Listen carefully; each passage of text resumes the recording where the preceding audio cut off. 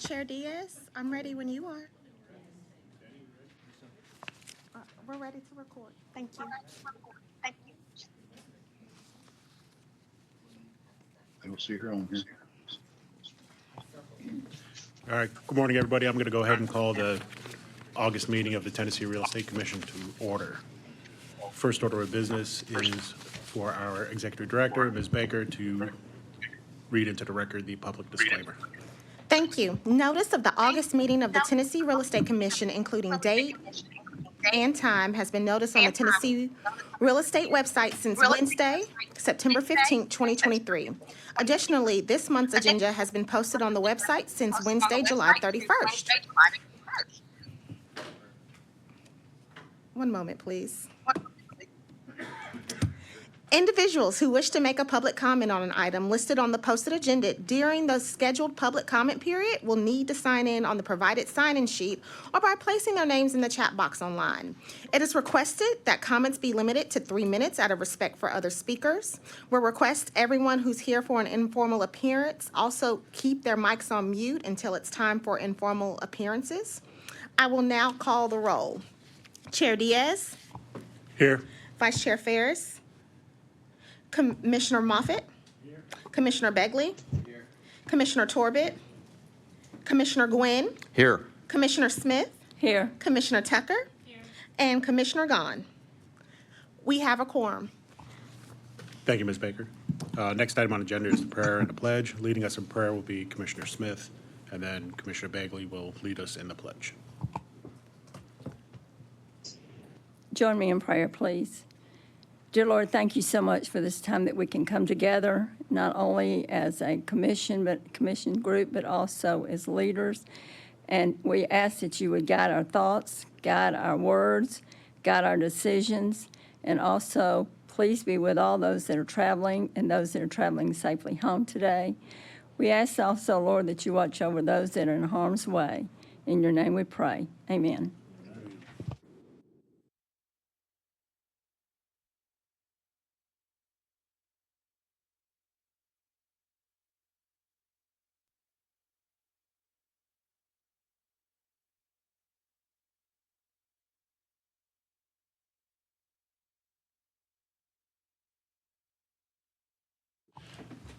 Thank you, everybody. Next item on the agenda is the approval of the agenda for today's meeting. We do have two changes in informal appearances. Candidate A and Candidate C will not be appearing today. Are there any other changes to the agenda? No, sir. Hearing none, is there a motion to approve as amended? Have a motion to approve the agenda as amended by Commissioner Gwynn, seconded by Commissioner Smith. All those in favor say aye. Aye. Any opposed? Hearing none, that motion carries unanimously. Next is the approval of the minutes from the June meeting. Any amendments to the minutes for the June meeting? Hearing none, is there a motion to approve the minutes? I have a motion to approve the minutes by Commissioner Smith, seconded by Commissioner Bagley. All those in favor say aye. Aye. Any opposed? Hearing none, that motion carries unanimously. Ms. Baker, I believe we need to do a roll call for informal appearances to make sure everybody's here. Yes, I will now call the roll for informal appearances. If you can unmute your mic and just say present or here. First, we have candidate B, Janet Cisneros, with her principal broker, Monty Moore. Are you all present? Here. Hi, Mr. Moore. Is Janet present? She's having a hard time getting in. Okay. Next, we have candidate D, Joan Moorfield, with principal broker Tom Gongola. Are you all present? Yep. Yeah, we're both here. Yes. Okay, y'all are both in the same room? Yeah. Yes. Okay, very good. Next, we have Stacy Cooper with principal broker Robert Brinley. Are you all present?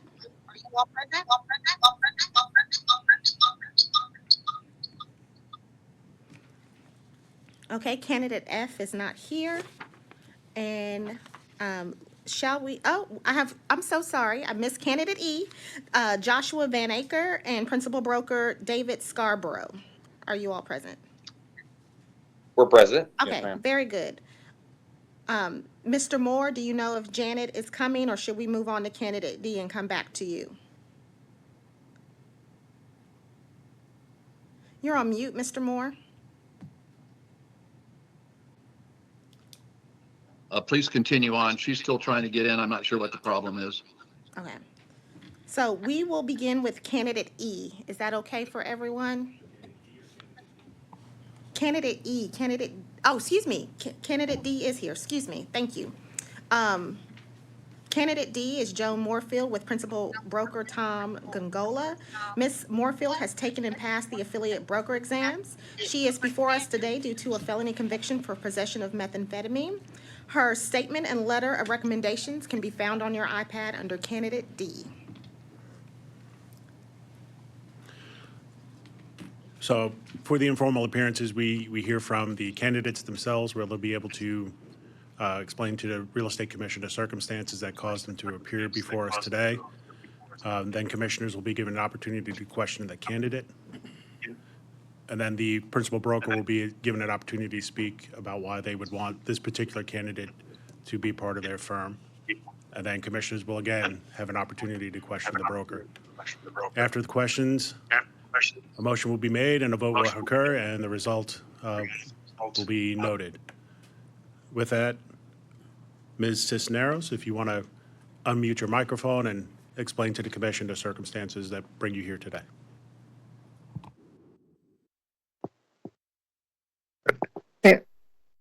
I'm sorry, they want me to go ahead? Yeah, My turn to do it. I believe so. Well, I want to work in the real estate industry, and I've pursued a career in that. And basically, the reason that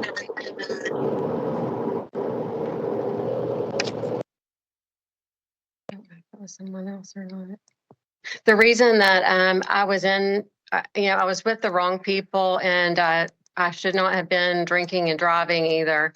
And when that occurred, it was just, I've learned a lot since then. And I decided to go back to school and pursue a graduate degree from Liberty University in management and business administration. And then after that, I'm currently pursuing a graduate certificate from Harvard Extension School, the Division of Continuing Education in Real Estate Investment.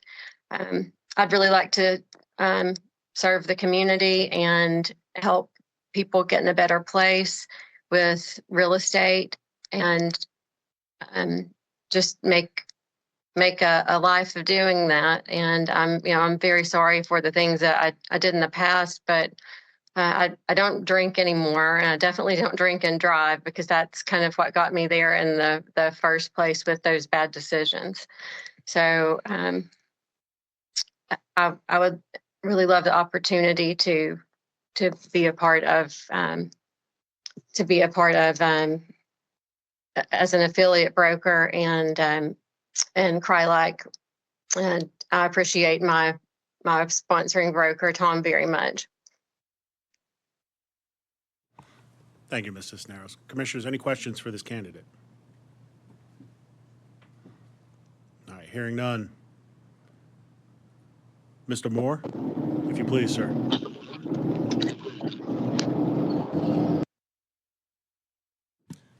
Mr. Moore, you're on mute. Yeah, that wasn't Janet. I think we've got the names mixed up here. Janet is still trying to dial in. Okay, very good. Mr. Gongola, I do apologize. Do you have Sorry, any I'm statements? Joan. Yes. Yeah, I am on the call now, by the way. My name is Tom Gongola. I'm the managing broker at the CREC Real Estate Office. I've been a broker for about 20 years, 10 years in California, 10 years in Tennessee. Joan explained to me the situation that she had went through the enhancements, went through the whole situation with her. She presents herself well. She looks good. She's motivated and hardworking and appears to be that she's going to be a great real estate agent. Glad to have her as part of the team. I think she's going to be an excellent addition to our area here. I don't think that what she had in the past has anything to do with honesty or her ability to do the job. I think she got into an incident before, and that's behind her. She's done everything that was supposed to be done as far as the retribution for that. And you guys should approve her to be a real estate agent, and so we can go forward having her sell real estate. Okay, Commissioners, any questions for Mr. Gongola? Mr. Gongola, I'm going to go ahead and ask a question. Where is your firm located? Loudon, Tennessee, Knoxville area. Knoxville area. So, I mean, a Cry-like brand is well known, so I assume that the training programs across the brand are pretty similar in terms of. Yeah. So the way, yeah, we have a pretty decent formal training, but the way that I really am working with it, and I believe that we are the smallest Cry-like office. We have 14 agents, so it's a lot more hands-on, one-on-one learning opportunity. Come with me to a listing appointment. Come with me when I'm making a presentation for an offer. Come with me when I'm showing property. So taking her in one-on-one, trying to help her get through. So it'll be a good training both through the company, but also one-on-one mentoring. Okay. Anybody questions? Since you're ready to make a motion, is there a motion? I'll make a motion to approve this candidate. I have a motion by Commissioner Bagley to approve this candidate, seconded by Commissioner Smith. Is there any further discussion? Hearing none, let's vote. All those in favor, say aye. Aye. Any opposed? Hearing none, that motion carries unanimously. Congratulations, Ms. Moorfield, and good luck. Y'all are free to stay on the call and listen to the rest of the meeting, or you can go about the rest of your day. Okay, thank you guys, appreciate it. Thank you very much. And I apologize. I logged on earlier this morning and dropped out, so I apologize for any confusion on that. Okay, thanks, guys. All right, I think you want to try to go back to candidate B? Would you like, yes, we can do that. Okay. Candidate B, we have Miss Janet Cisneros with Principal Broker Monty Moore. Miss Cisneros has not taken the affiliate broker exam. She is before us today due to an escrow violation in California. Her statement and letter of recommendation can be found on your iPads, and this is for candidate B.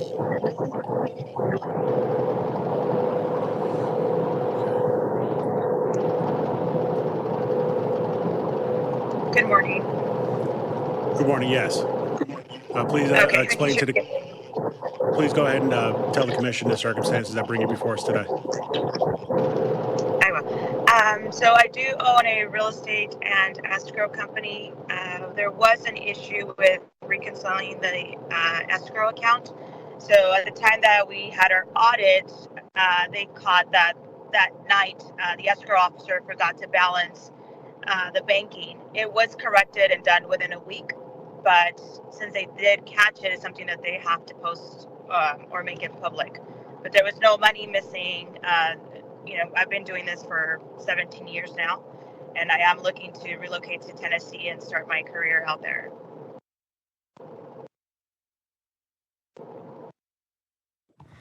Commissioners, any questions?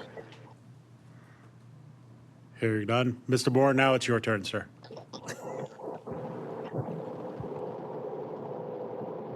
Unmute your microphone, please, sir. Yes, Janet is a well-respected, I'm sorry, there's so much feedback here. Janet is a well-respected broker within the Realty One Group system. And I've been in the business for 40 years. I take this very seriously. He has a good reputation from all respects that I'm aware of, and I would gladly endorse her to be part of our organization.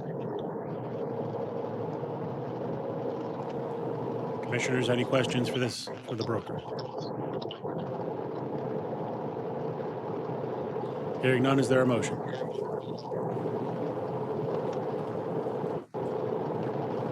Motion to approve. We have a motion by Yeah. Commissioner Gwynn to approve this candidate, seconded by Commissioner Tucker. Is there any further discussion? Hearing none, let's vote. All those in favor of the motion, say aye. Aye. Any opposed? Hearing none, that motion is approved unanimously. Congratulations, Ms. Cisneros, and good luck, ma'am. Thank you. I appreciate it. All right, have a Thank good you, day. Monty. Thank you all. I believe that gets us to candidate E. Yes, we're at candidate E. We have Mr. Josh Van Aker and principal broker David Scarborough. Mr. Van Aker has taken and passed the affiliate broker exams. He is before us today due to a theft of merchandise charges, excuse me. His statement and letter of recommendation can be found on your iPads under candidate E. Mr. Van Acker, if you please unmute your microphone and explain to the commission the circumstances that caused you to appear before us today. Yes, sir. Good morning, everybody. Thank you for allowing me to sit in on this meeting for the approval process. There were two misdemeanor charges that were brought against me. At the time, it was the post-COVID, and my hours were extremely cut short at the hospital. I work in the surgery department, so we were only doing elective surgeries and just not thinking straight at the time, as I've never had any type of issues or anything on my background in my past. I'm 40 years old now. I've been in Knoxville, Tennessee the past 6 years now. Have a family, and at the time, like I said, reduced hours, reduced income, and trying to provide the same that I had in the past for my family, and ended up not scanning or not purchasing all items at a Kroger's and at a Walmart for Christmas presents and for food for the family. Since then, obviously, everything has been reaffirmed to me from my extended family that they're always there if I ever need anything, and looking to expand my career outside of the surgery departments at the hospital that I work at, and look to get into the real estate business here. Ultimately, the goal is for full-time down the road. Commissioners, any questions? I'm going to ask some questions just because I wanted to make sure I understood understand your comments on the forms you filled out. Under Section A, where you detail the crimes that you were convicted of, make a notation that says you don't believe you was placed on. Were you referring to probation as saying you weren't placed on? No, that was the diversion plan specifically that was discussed with me during the court process, because if you're placed into the diversion program, you can get the sentences expunged after a year, and I'm not eligible to get them expunged till after 5 years for the first one. And then even though Second one was not under the diversion either, that one is eligible to get expunged after 1 year. Okay, so don't believe was placed on just refers to you being in diversion and being able to have it expunged then? Yes, sir. Okay. Commissioners, any questions for this candidate? Hearing none. Mr. Scarborough, it's your turn, sir. Yes, thank you for this opportunity. Josh came to me and he was very forthright of his situation. I didn't know Josh in the past, but I did do some investigation on him before I decided to add him to our team. His kids are very involved, and he's very involved in the basketball program at our local high school, which is about 200 yards from my office. He's very involved in church.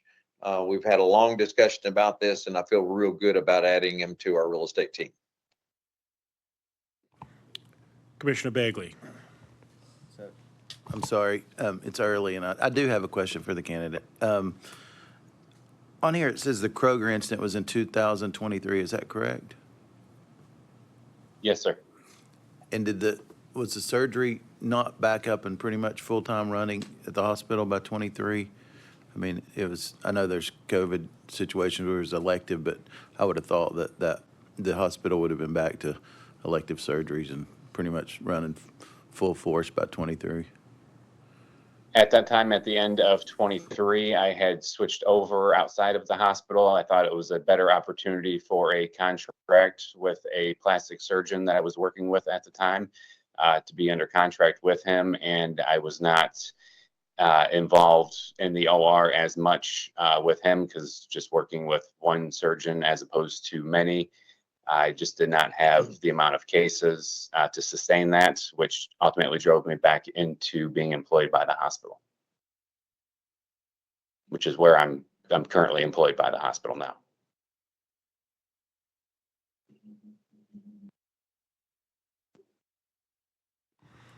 Any further questions for the candidate or his principal broker, Mr. Scarborough? Commissioners? Hearing none, is there a motion? Motion to approve. I have a motion to approve this candidate by Commissioner Gwynn, seconded by Commissioner Moffett. Is there any further discussion? Hearing none, all those in favor of the motion? Aye. Any opposed? Hearing none, that motion passes unanimously. Congratulations, Mr. Van Acker, and good luck. Thank you, sir. Thank you, everybody, for your time. Thank you. Ms. Baker, Candidate F. Candidate F is not present. Candidate F is not present. Does that conclude the informal appearances then? No, yes, that concludes the informal appearances, yes.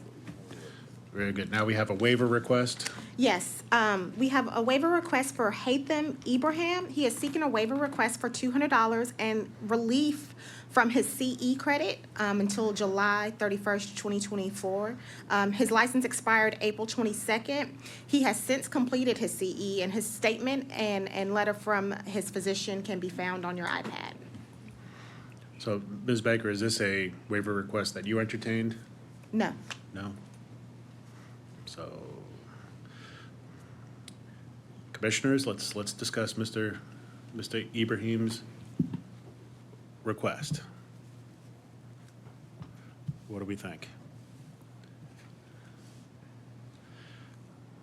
I guess I'll open and say that, and the medical record he provided was helpful. You actually have an updated medical document than what was emailed to you. Oh, okay. All right. What was sent to you last week was an error, so we have updated the medical document. All right, And it commissioners. is now on your iPad. Thank you. Commissioners, take a minute. It's on the second page.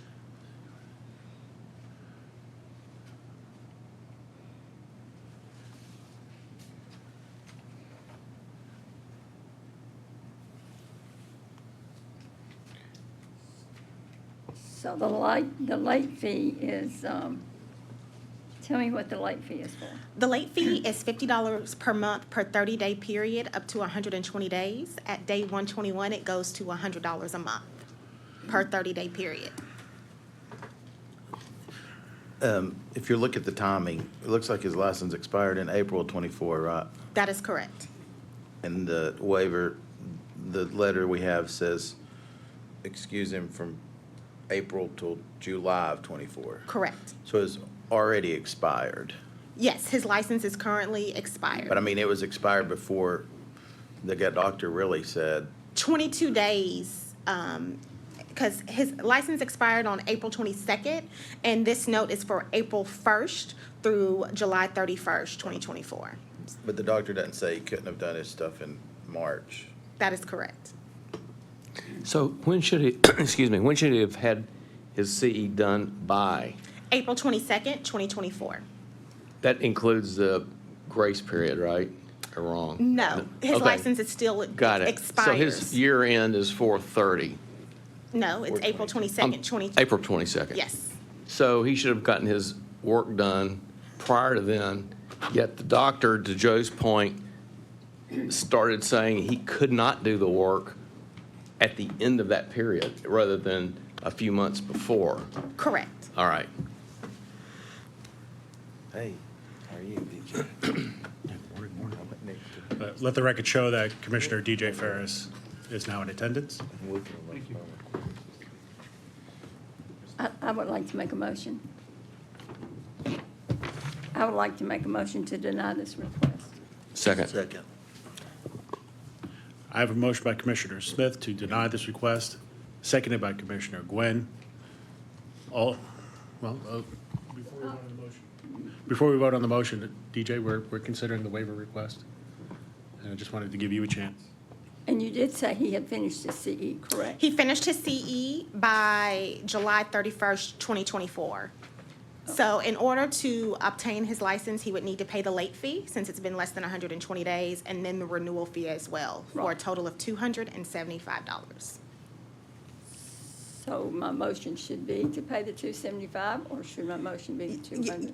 I think your motion as it stands is okay because your motion was to deny his waiver request. Okay, thank you.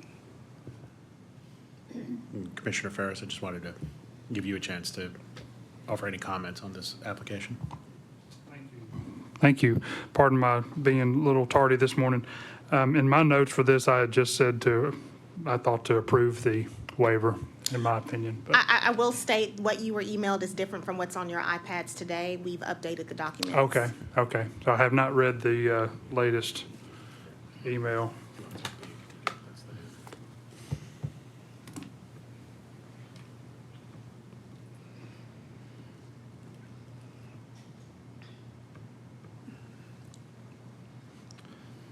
This is a different candidate, a different person than the No, this is same person? Same person. Same person, different documentation. You were sent documentation in error. Okay.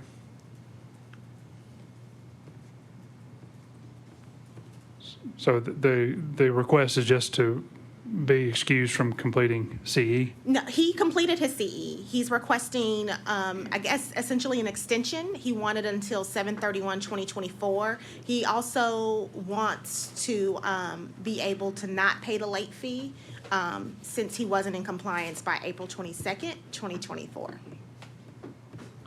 And April 22nd is the day his license expired and CE should have been turned in and his renewal fee been paid. And the motion on the table now, I'm not sure if you heard the motion. Commissioner Smith made a motion and Commissioner Gwen second to deny the waiver request. And that's the motion that's currently open. Steve, can you or somebody summarize why the denial? So The doctor dates don't line up. Okay. Okay, so it doesn't seem as forthcoming? Correct. Okay. Thank you. No further questions on my part.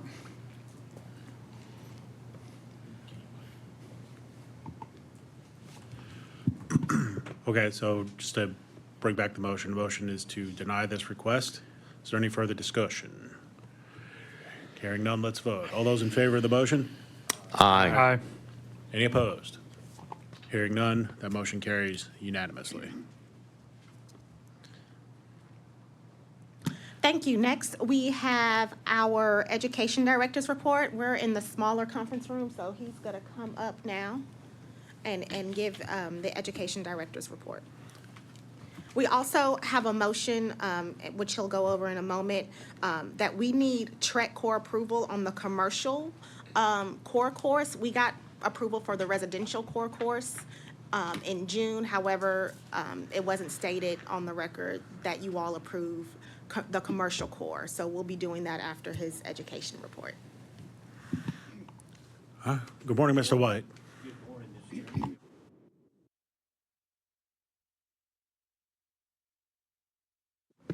There we go.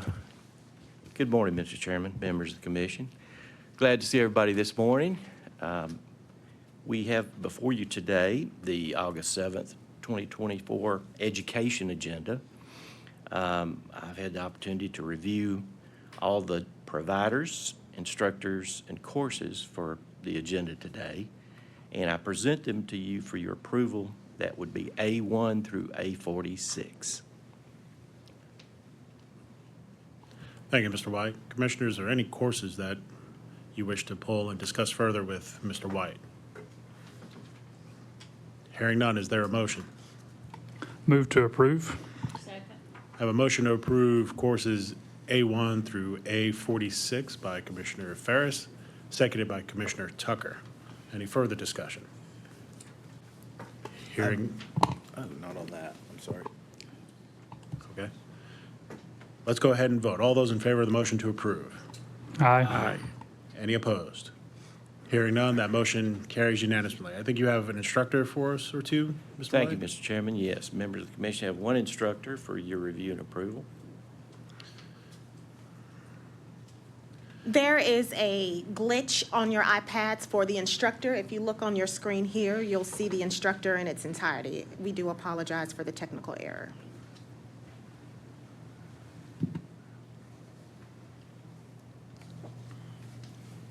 Move to approve this instructor. I have a motion to approve this instructor by Commissioner Ferris, seconded by Commissioner Bagley. Ross, is this candidate going to be instructor for one of the courses that's being approved today or has been approved today? Yes. Or, okay, Yes. very good, thank you. Any further discussion on the motion? Hearing none, let's vote. All those in favor, please say aye. Aye. Any opposed? Hearing none, that motion carries unanimously. So now we got the core, commercial core topics. Thank you, Mr. Chairman, members of the commission. Yes, back in June, we presented the new core topics for 25-26. Now, they're currently on the website as adopted, but when these things are considered, generally, the topics themselves, you've got two, it's sort of bifurcated. You have a residential core and you have a commercial core. So we just want to be clear that the commercial core was also adopted when the commission adopted the core back in June. Is there any significant differences in the topics between the residential and commercial core? The only, of course, from the current core, which will end 12/31 of this year, there were just about 3 or 4 different minor things that we added. You can, of course, you can look at those on the education page. There's a red banner. You can pull them up and look at both residential and commercial if you want to see them. But essentially, we added that the commission's role was to protect Tennesseans and empower professionals. We added the one-click rule in advertising. We added that the 120 CE for new brokers. And that's pretty much it as far as the commercial. And we just present that to you today to be sure that it is adopted properly. Okay. I guess I'll turn to Commissioner Gwynn. You review these topics, you good? Yes. Any other commercial comments? Okay. With that, chair, floor is open for a motion. Motion to approve. Second. I have a motion approved by Commissioner Gwynn, seconded by Commissioner Smith to approve the commercial core topics list for 2025, 2026. All those in favor of the motion? Aye. Any opposed? Hearing none, that motion carries unanimously. Thank you, Mr. Chairman, members of the commission. That would conclude the educational report. Thank you, Mr. White. Ross, Thank you. do you have you had a lot of classes coming up about the new rules with the buyer agent commission and stuff? There are a lot of classes being- Commissioner Begley, we've had some questions about it, but essentially no courses yet. Some questions about how it will be interpreted and so forth, but I look for those to start, coming pretty rapidly.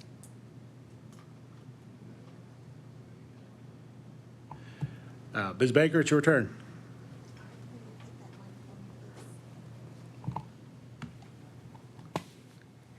Thank you. Thank you, Ross. Before you today is the Executive Director's Report. You'll see active licensees by profession. You'll also see license counts as well as exams taken through PSI in the month of June as well as July.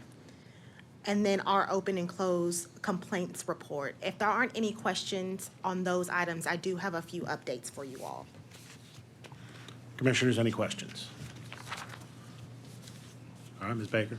The updates, please. All right, the first update is in reference to the high school senior licensure program. We currently have 192 active participants in the program. We also have 108 people on the wait list. The TREC High School program stopped taking applications for the wait list on July 30th, and the website has been updated to reflect that. TREC, along with Kaplan, who provides the education, hosted a webinar for the participants in late June, and we'll be sending participants emails of encouragement to complete the program before the end of October. At the end of October or the beginning of November, we will be contacting those on the wait list, and those participants will only have 3 months to complete the program if selected to participate once the wait list reopens. Are there any questions in reference to the program? I don't have any questions other than that seems like a really strong outing for the first year. We were dumbfounded about the level of interest into the program. We have turned dozens of folks away. Wow. That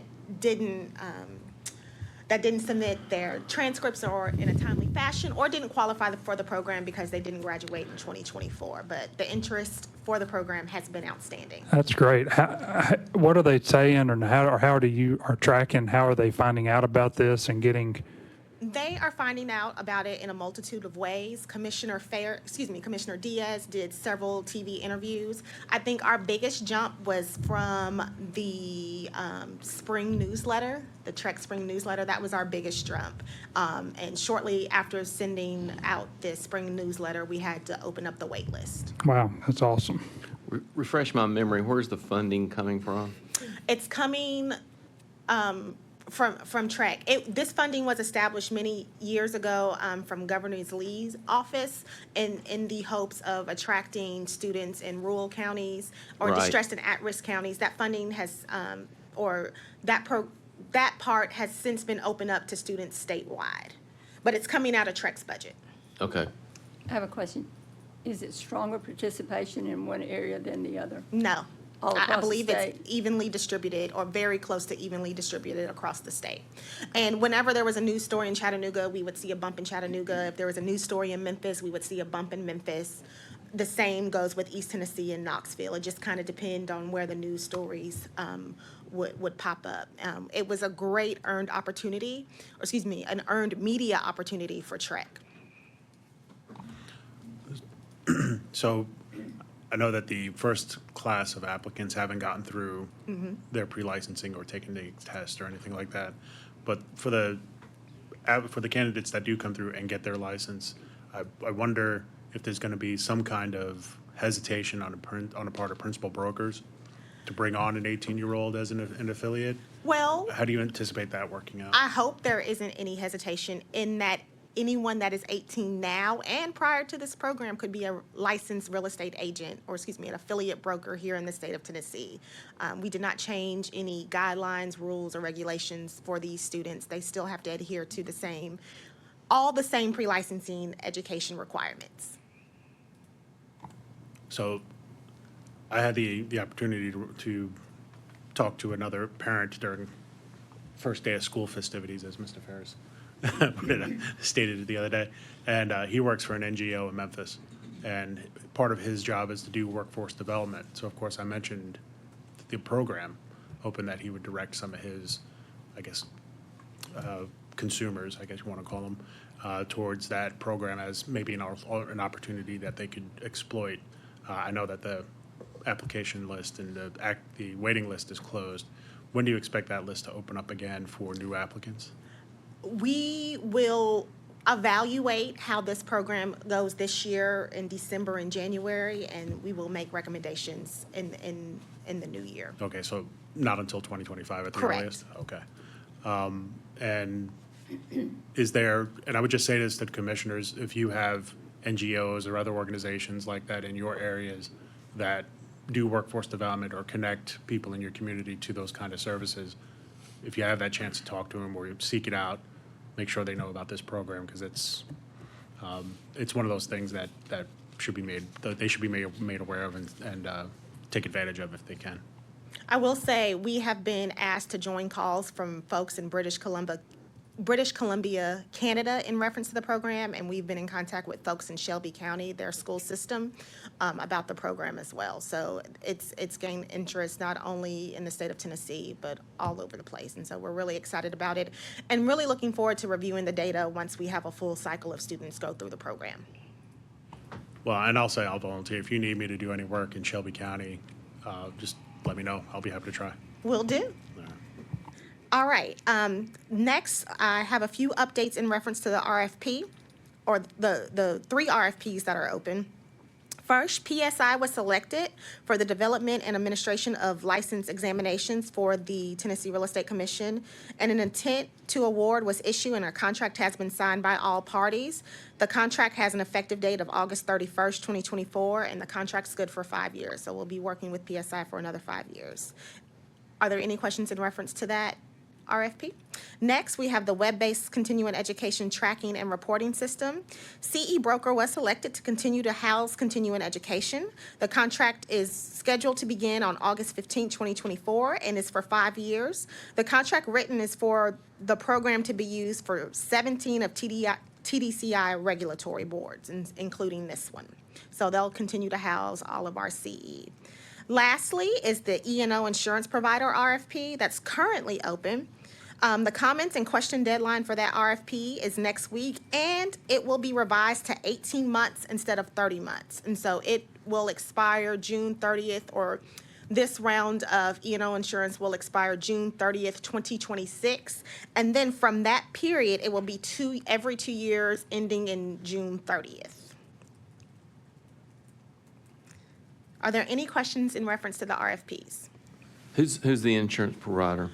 It's currently open. It's open. How many bids or bidders do we have? I can't say. speak to any of that. Okay. I can't speak to any of that. I literally have to sign an NDA. Okay.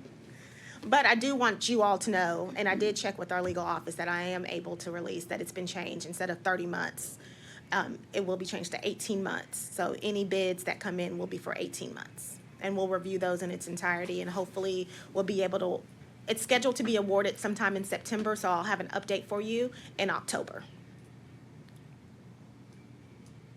Then I have 2 more things. Lastly, we have a staff update. Many of you have met Dennis Lammers. He was selected to be TREC's new AARB3.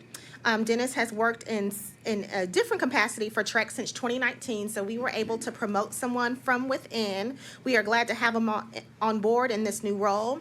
He will be completing everyone's expense reports, so sometime today we need to update your proxies in Edison. So hopefully you brought your Edison username and password, so we're able to update that. And we'll need to give everything to him as far as expense reports are concerned going forward. Lastly, we've all been approved to attend. Well, those selected to go to Arello have been approved, and we're making those final accommodations this week. So I'll get with Commissioner Diaz, since he has volunteered to represent the commission, and finish his arrangements for Arello in Chicago, September 23rd through 25th. And you'll be attending Commissioners College as well, which is that Monday, the 23rd.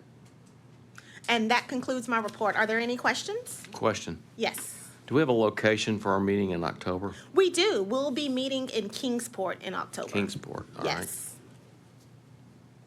And I will send out the address for you. I can't recall the name of the facility, but we'll be meeting in Kingsport in East Tennessee in October. And it was very difficult to schedule hotel rooms, because that's also the week of the Tennessee and Bama game. So we were able to arrange for hotel rooms. Hopefully we don't have a hearing. We will soon see. So Kingsport is a long way from Neyland Stadium, is it not? Or wrong? It's Closer than this. yes. Oh, I know it, but I mean, I hate to talk about SEC football on the record, but I'm just asking the Yes. distance between Kingsport and It was Neyland Stadium is something more than 5 but if miles. you're coming right? from East Tennessee, you might drive to Kingsport, or if you're coming from like the East Coast, Virginia, North Carolina, you may drive halfway before you get home. I only know that because I have friends that do and come in for the game and whatnot. So the date in October is, I believe it is 17th. Yes, thank you. It's on a Thursday. And the hearing would be on a Friday, which was our issue with finding hotel rooms and a facility for us, but we were able to do so. Huh? We do not know if we'll have a Okay. hearing in October. We'll know in September, the end of September or so. Are there any other questions? So with the meeting in East Tennessee, is it going to be the same as when it's in West Tennessee? Will there be an accommodation for commissioners that want to maybe stay over an extra day or travel halfway home and stay in Nashville for the night, or? We'll check with our finance office to make sure that's allowed, but I don't see that being an issue, but we'll double check with our finance office. Thank you. Any more questions for Ms. Baker? Well, while we're here, do we want to look at these dates? Sure, if we want to, do you want to approve dates or wait till the end of the meeting? Sure.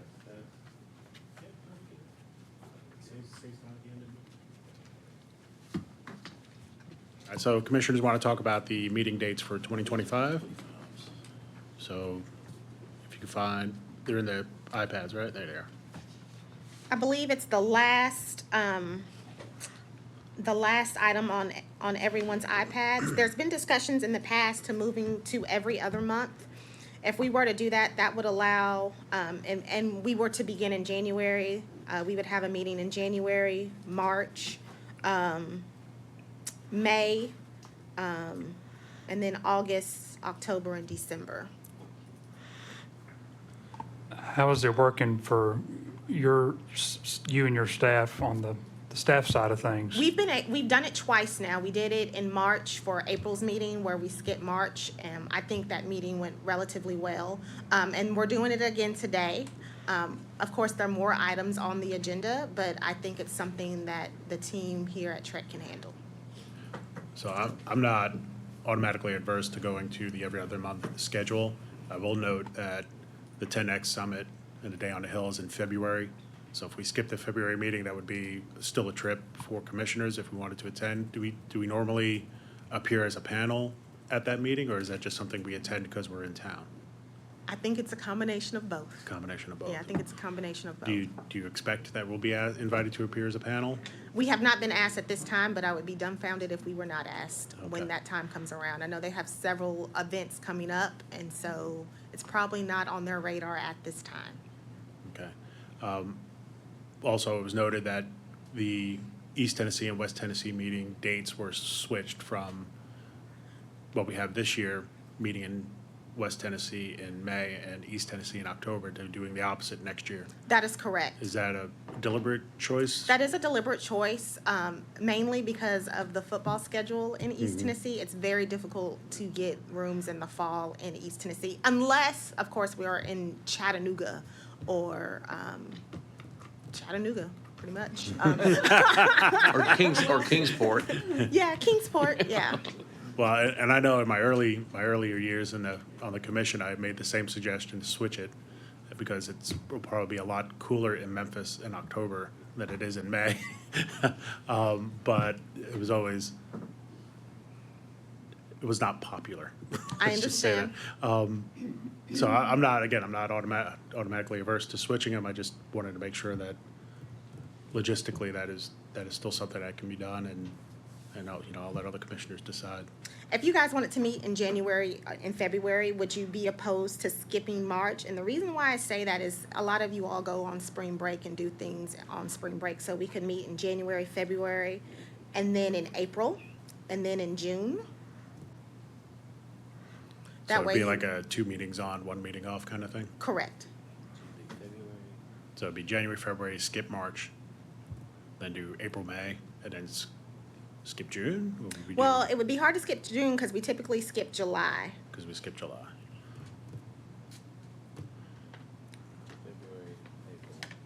What do you think? You're out January, February. I think we need to include a February meeting. Okay. You do? What I do, because I feel like Tennessee Realtors will invite TREC to be a panel.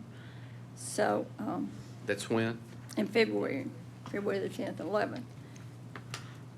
So do we have a December 24 meeting?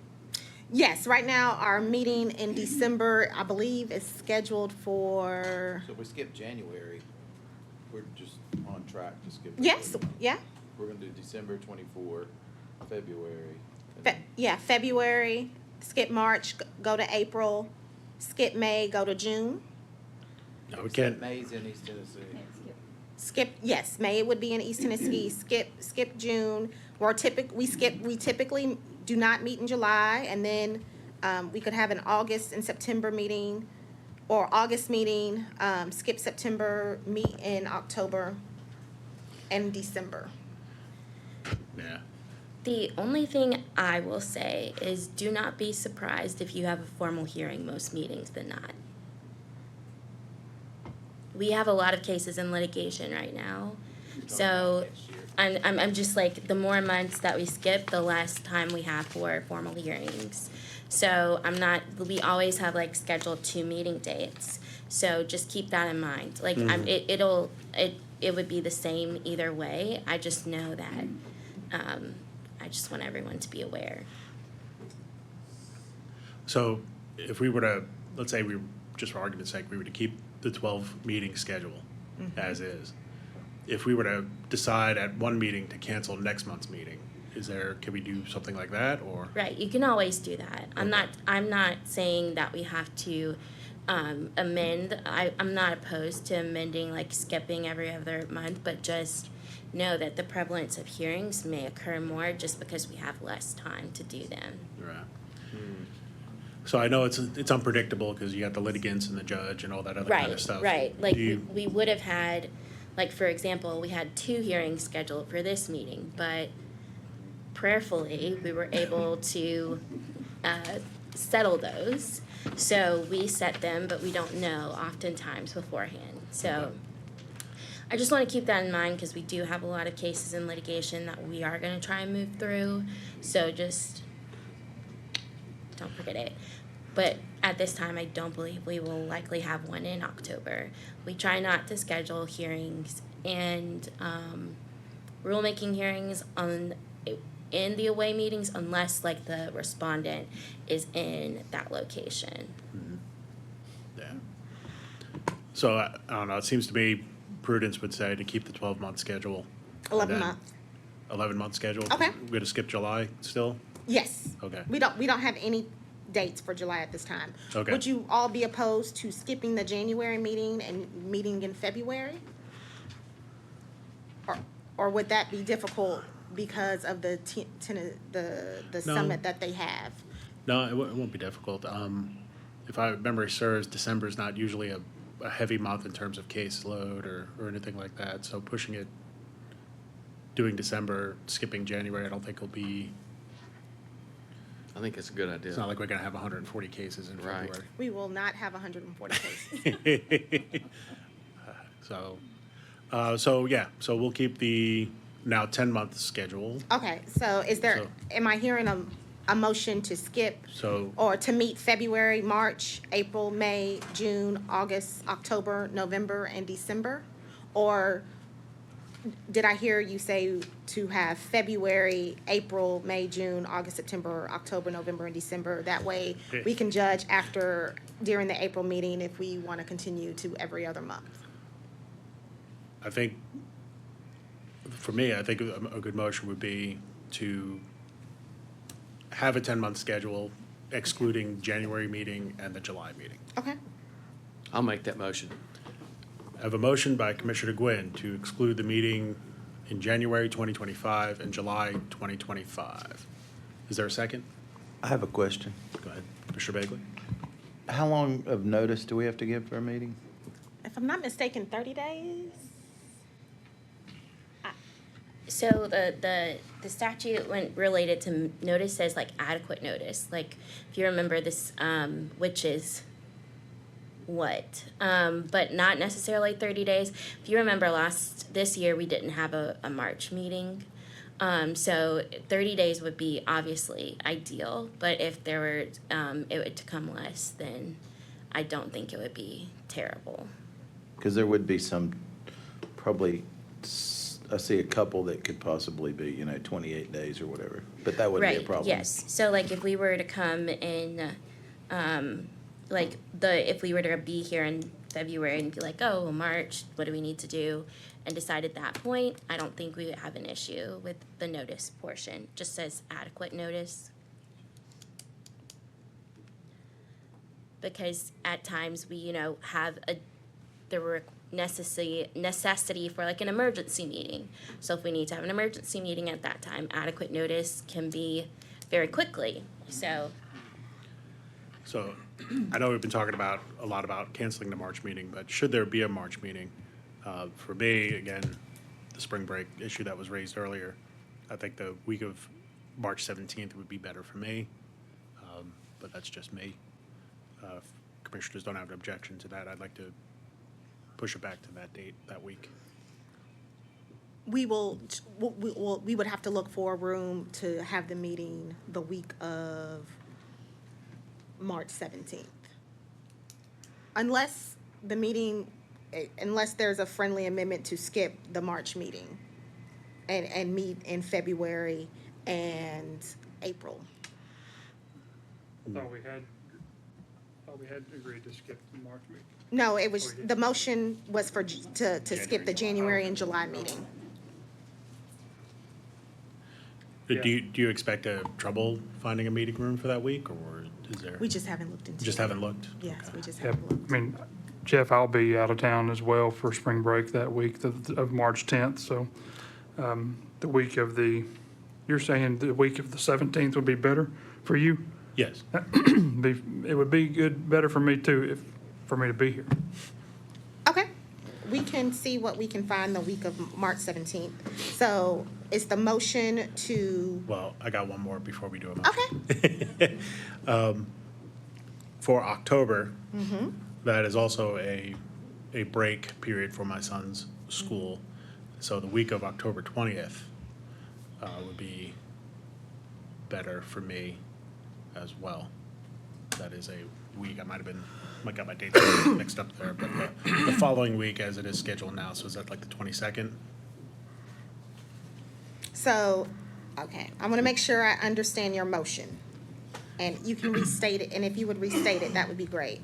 The motion on the table is to have a meeting in February, a meeting in March, that is the week of July 17th, a meeting in April, a meeting in May, a meeting in June, a meeting in August, a meeting in September, a meeting in October, the week of October 20th in West Tennessee, a meeting in November as well as December. Is that your motion? That's my motion, Okay.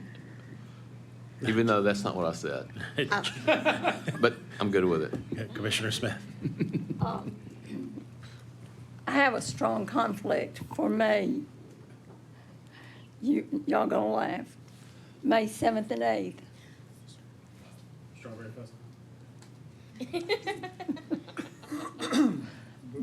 I'm sorry. Is it a problem to change that to the 14th and 15th? Just move it to April and then skip.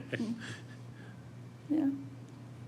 I don't know. All right, so Could we do the meeting in West Tennessee? Would that be helpful?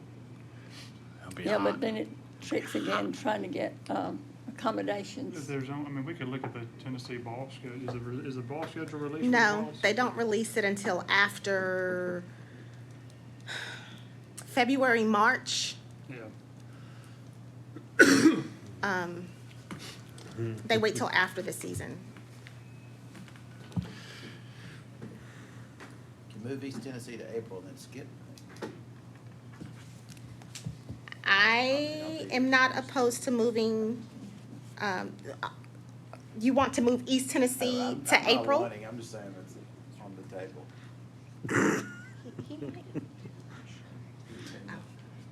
Okay, so I think there's an open motion made by Commissioner Gwynn. Yes. No second yet. There has not been a second. Second.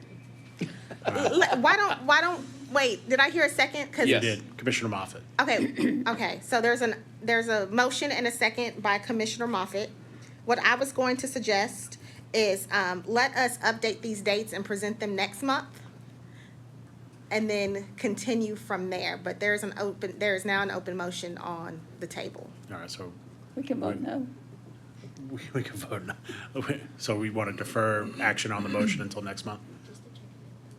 Just, we need to check the availability. I would appreciate you guys, voting We against just this need to vote motion. no and then do it anyway. Okay, so we'll vote no and then do a fresh motion next month. Correct. All right?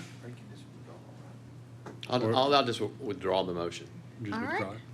Okay, so the motion is withdrawn, and staff will take the commission's input and get dates and represent next month for approval. Yes, and we will try to send those out in a timely fashion.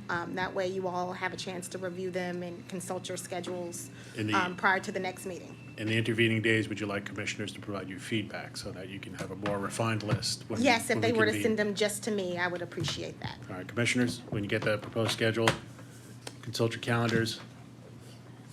And also remember that while your attendance is appreciated, it is not compulsory.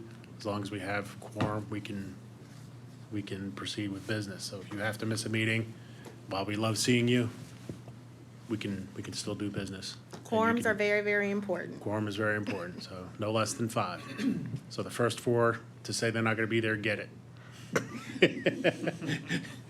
I know Commissioner Smith is not going to be at the May meeting now if it's on the 7th, so she's already in. All right, any other business we want to discuss? I do want to announce Commissioner Torbett, she was reappointed as commissioner, so she'll serve as commissioner until 2029. All right, well, congratulations to her, good. And that concludes the executive director's report. Any commissioners want to bring anything else up for commission discussion? No, you're fine. All right. I believe that takes us to public comment period. Is there any, We don't have anyone here for Members of public the public. comment. all right, so the opportunity for public comment has been opened.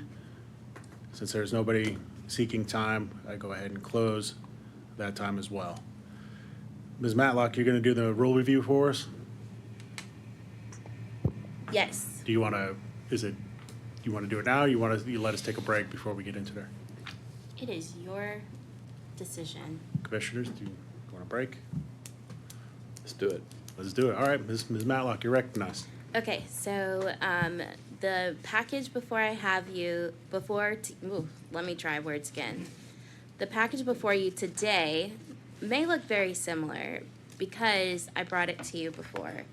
So this is the retrospective rule review package that I believe the commission approved in June. However, there is a noted change in that previously we had amendments related to military applicants to repeal that rule. At this time, we're not changing that rule, so I have removed that rule from the package. Everything else has remained the same. So the military rules across the department at this time are being reevaluated, so it is possible that the commission may have a package forthcoming in the future related to military applicants, but at this time, the rule is going to remain the same. So I will just need a motion to approve the package, and I will get this moving through the process. If anyone has any questions. So the only thing I would add is I would also like to give staff the discretion to make certain grammatical corrections and punctuation corrections that they need to make without further action from the commission. So that could be included in the motion. Right, those are, I already do that. You already do that, So okay. it's just, this one, if it's like the only reason that a rule package would come back to you is if the change would be substantive. And since we are removing a whole entire rule, that you had previously said, okay, it's fine, especially it was a repeal, that's the reason that it was brought before you this time.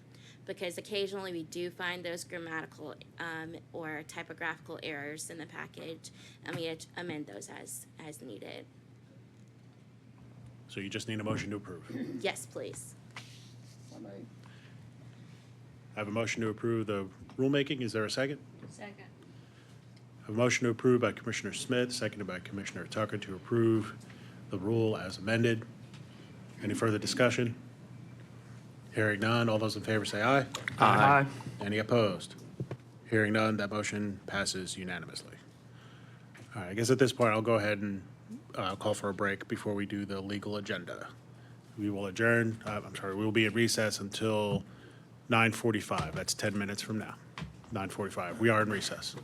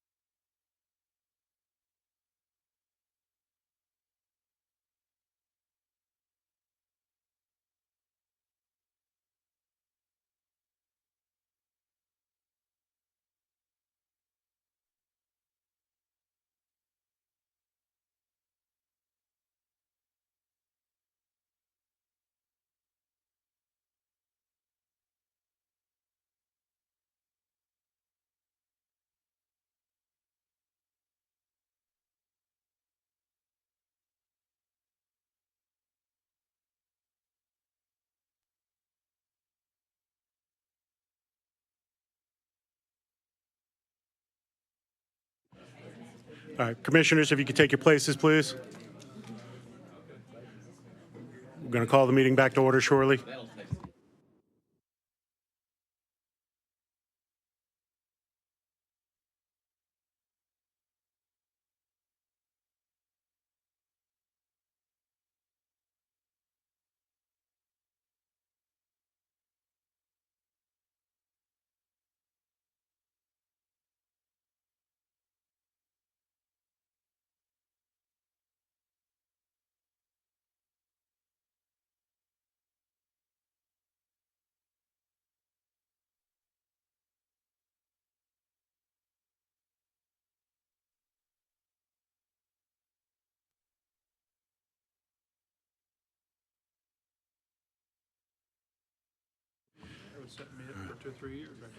Commissioners and staff, we are ready. We'll call the meeting back to order. The next item on the agenda was the legal and consent report. There are a number of cases that have been pulled, a number of cases that have been labeled for discussion. So I'll read the cases that have been pulled into the record. Commissioners are ready. Cases number 2, 6, 10, 12, 14, 16, 17, 18, 21, 27, 31, 33, 35, 36, 37, 50, 52, 57, and 62. Is there a motion to accept council's recommendation minus the cases that were read into the record? I have a motion by Commissioner Smith, seconded by Commissioner Moffett, to accept council's recommendation in the legal consent report minus the cases that have been read into the record. All those in favor of that motion, please say aye. Aye. Any opposed? Hearing none, that motion passes unanimously. And we will start with case number 2. That's the one I pulled.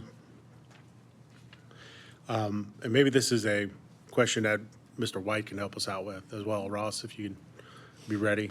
Is there a sanction or a penalty for an unauthorized instructor or an instructor that has an expired, I guess, license or whatever designation it might be? Well, Mr. Chairman, in response to that, and of course I'll defer to our attorney, to Anna, but I believe that you would have a process to, depending upon what the allegations are, to take some administrative action there. But there's been discussions on this in the past, and I'm not really clear on what exactly we could do other than, of course, they are licensed, so we're talking about Administrative Procedures Act and being able to enact some type of penalty in that way. Okay. There's nothing specifically in a statute that addresses No. instructors. Okay. Thank you, sir. Yep. So would it be the full spectrum of sanctions then still available to us, Ms. Matlock? Okay. All right. So this is nothing that's been approved by you, Ross. You don't know what's out there with this. I mean, this boot camp, it's we don't know anything about it, correct? We don't know anything about the course content with this boot camp or anything. I guess I don't know what we're discussing. I don't have it in front of me. Okay, I'm sorry. There are some boot camp courses Yeah. that are out there, but now we're talking about the provider in that case, not the instructor. In certain cases, the provider and instructor are the same, but yeah, if the commission has a complaint or something, then of course that has to go through legal in discussing that. Okay. But are we right in saying that a course and the instructor are independently authorized of each other, correct? Oh, thank you. Yes, I think you're right in saying, Mr. Chairman, that the course and the instructor would be, would be approved to provide courses. And so they have that until there's some issues in a complaint.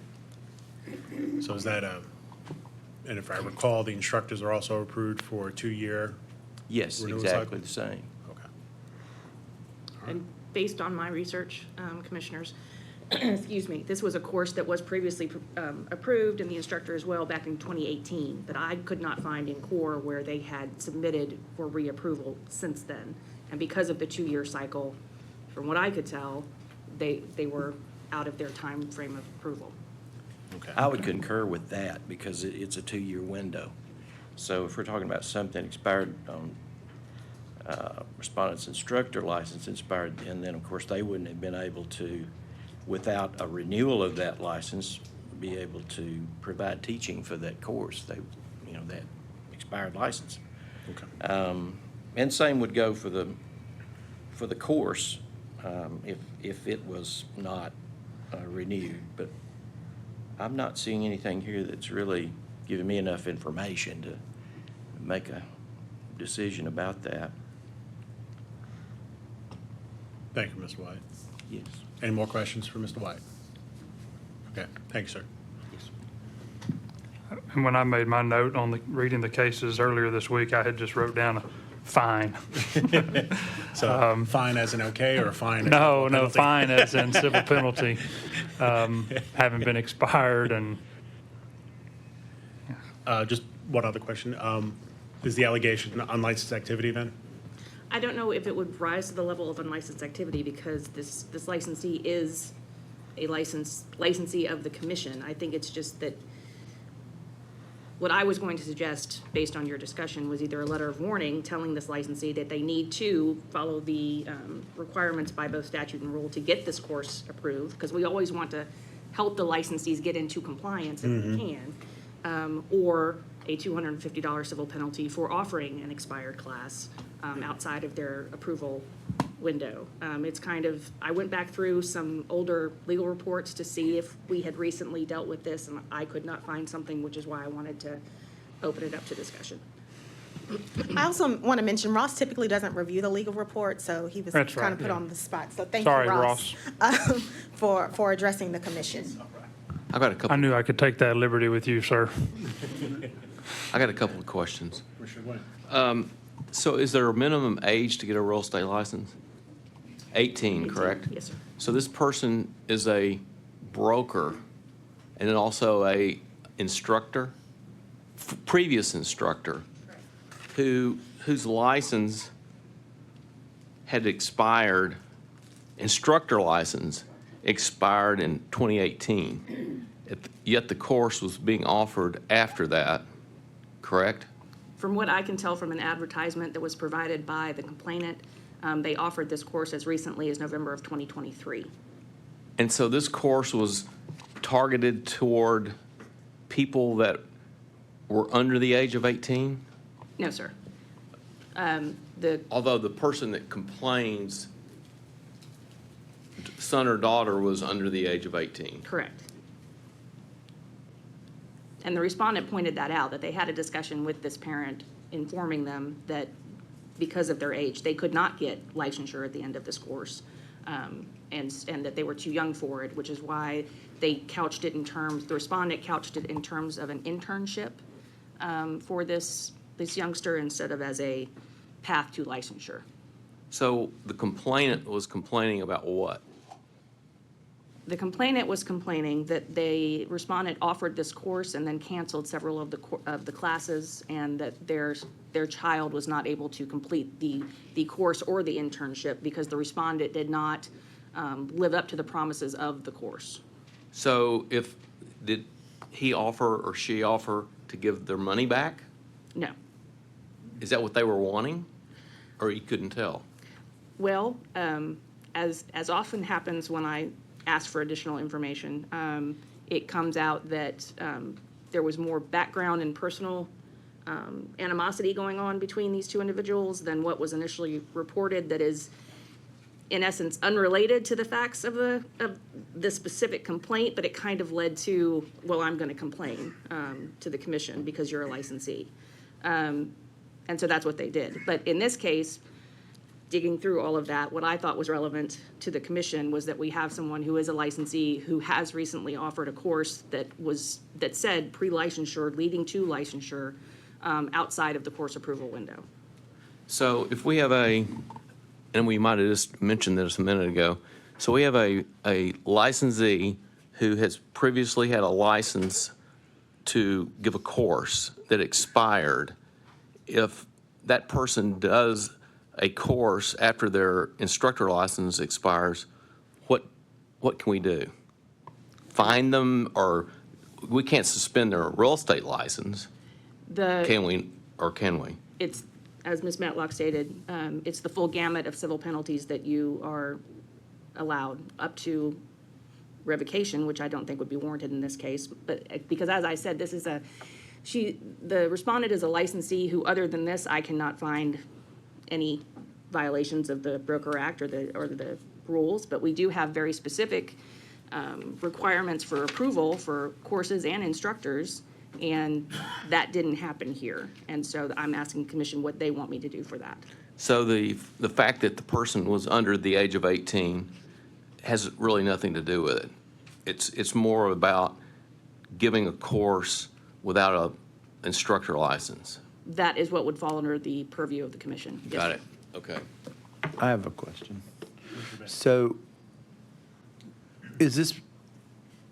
can I have a class about, can I be Grant Cardone or whatever his name is and teach a class as long as I'm not saying that you're going to get CE credit or it's a path to licensure? So I think the more important question was, this guy just saying a boot camp, like a yoga boot camp or a workout boot camp, or was he saying this is going to give you some CE credit or a path to licensure credit? Because that would be a big difference to me. The advertisement that I saw would have led me to believe that at the end of this course, I could take the test and become a licensed agent. Yeah, I think it's suspect. I think it warrants a civil penalty. If this were a course provider who didn't have an expired license and didn't have even an expired course registration, if they just canceled a bunch of classes, we would be hearing from all of the people who had tried to get the class booked and complete the class for their license. So, there's no grounds, which this doesn't sound screwy, pardon my French. I don't know. I mean, I would say $1,000 civil penalty is what I would, in my mind, but I'm open to other suggestions. That's not a motion. I'm just talking.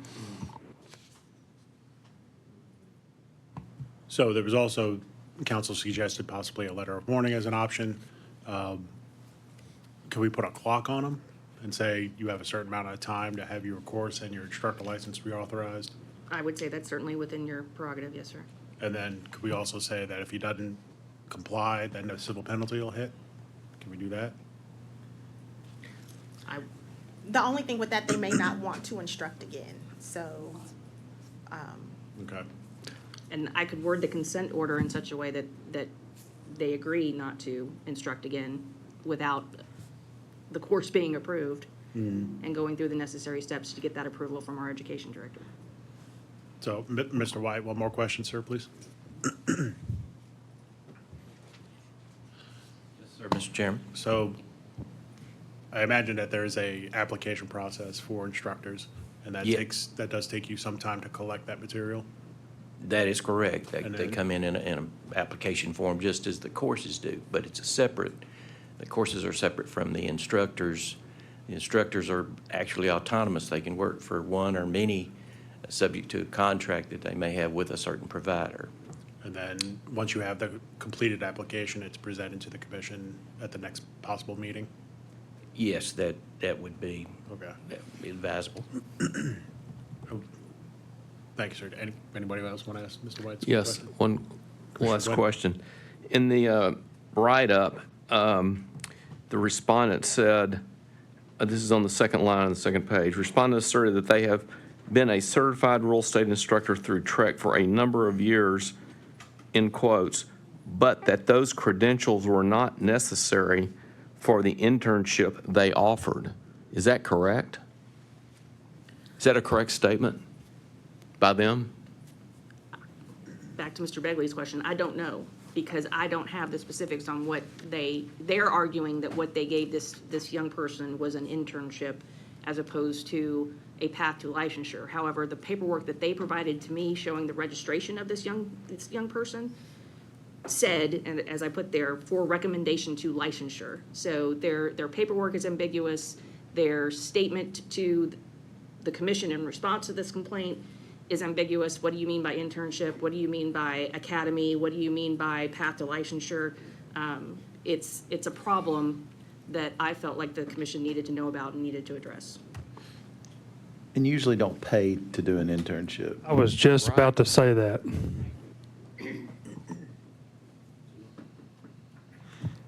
Okay. So, any commissioner want to take a shot at a motion here? Thank you, Mr. White.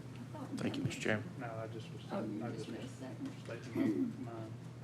So the two options that have been stated but not made into motions was a letter of warning, and then also a civil penalty of $1,000. Those are the two that are out there. This person does have a current broker license. They are a licensee. Yes, sir. Okay. I don't disagree with the notion. Well, let me say it this way. I think I do disagree with a lot of the respondents, what they provided as what we have in front of us. I'm a broker licensee holder. I could have an 18-year, let's say an 18-year-old or a 16-year-old, as it may be, whoever, 15-year-old. I could have them as an apprentice. I could show them the ropes, teach them a little bit how I do real estate, how I view real estate, how it's done. And I don't have to be approved by the education director at TREC. Not if they're not offering CE. Right. And I'm just speaking for myself. And I'm not, so. It would essentially be an unlicensed assistant. Right. And that's, in this instance, these people were paying. They didn't get what they paid for. Well, how do you know that? Because they said Well, they canceled some courses. cancel some courses. If I pay to go to school and they don't cancel class, so I would move to issue a civil penalty of $1,000 for, I gotta come up, help me counsel with what they broke here. I mean, and expired or no current registration to be an instructor. Is that enough?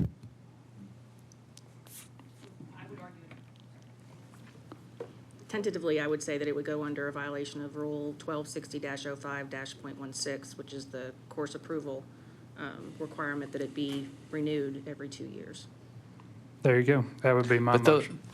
I'm just trying to understand if this person was trying to promulgate the real estate business, he's trying to help he or she, trying to help young people get educated about real estate, and not necessarily saying that if you do well in this course, you can then go take the real estate license course and pass and get your license. Or on the other hand, it could be something he or she's trying to make money out of, and he's kind of luring young people into something. So I have a hard time without seeing the course, what he advertised. I keep using the word he generally advertised, what he was telling the public the course was going to do, how much was it going to cost, how much time was it going to take. All those kind of details to me are. But she saw that, What did? and Kim saw that. What I'm referring specifically to the violation would be that the instructor approval expired in 2018 and the respondent advertised in November 2023. But They it was were a different, offering this was it class. the same course or a different No, course? it would have been a different course than what this young person said. As I described earlier, once I asked for more information and was provided more information, it turned out that this course was a different course. Advertising for a path to licensure was offered by this respondent in November of 2023. Which was not the same course they were teaching before. No. Or I can't tell because Right. the complainant would certainly argue that it was, and based on the paperwork provided by the respondent that this complainant's child filled out, it looks like the same course to me because it has the same path to licensure. If you complete all the courses, you can then take the test. How much did they pay him for it? I believe it was $99. Yes, sir. I think the issue.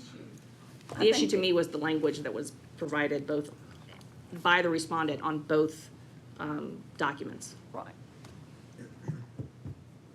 I think that's the issue for me. I mean, I'm open, if $1,000 seems too high, I'm open to entertain something else. But if this person did have an intent to educate anybody on the path to licensure, the path to being in real estate, they ought to have had it approved by the TREC, I guess. And if not, to be totally unambiguous about it. Which is why I suggested perhaps a letter or a letter of instruction. You are not currently authorized to teach this class that you are that's fine. advertising. And so if you do not get into compliance, then you may be subject to further discipline.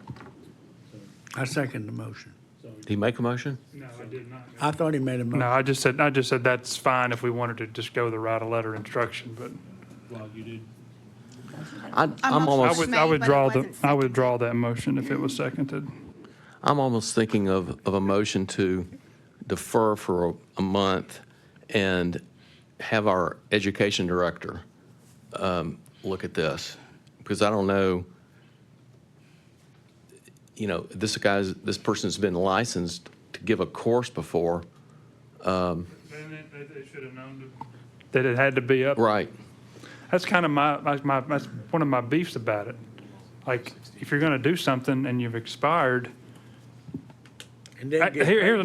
my other point. I couldn't figure out how the words to say this earlier, but if it's submitted through the proper channels to Ross, and if it's ambiguous or if it's confusing, Ross is going to get back and say, Correct. I think this is a great idea. Before I send this to the commission to be approved, you need to clear this up. And they'll say, thank you, Mr. Ross. That does need to make sure I need to be clear about that. And it'll be better for the consumer. This person appears to have just done it willy-nilly. And our instructors know that they need to, their courses should be recertified every 2 years. right. He And said the this credentials. person's been told that too, presumably based on what they've said. Correct. It's in our old instructor manual as well as the new one as well. The one that was published, I believe, in December of last year. So I think the issue that council is bringing to us is not so much his authorization to be an instructor, it's the authorization of the class. Right. The class that he is offering has not been reauthorized since 2023, you said?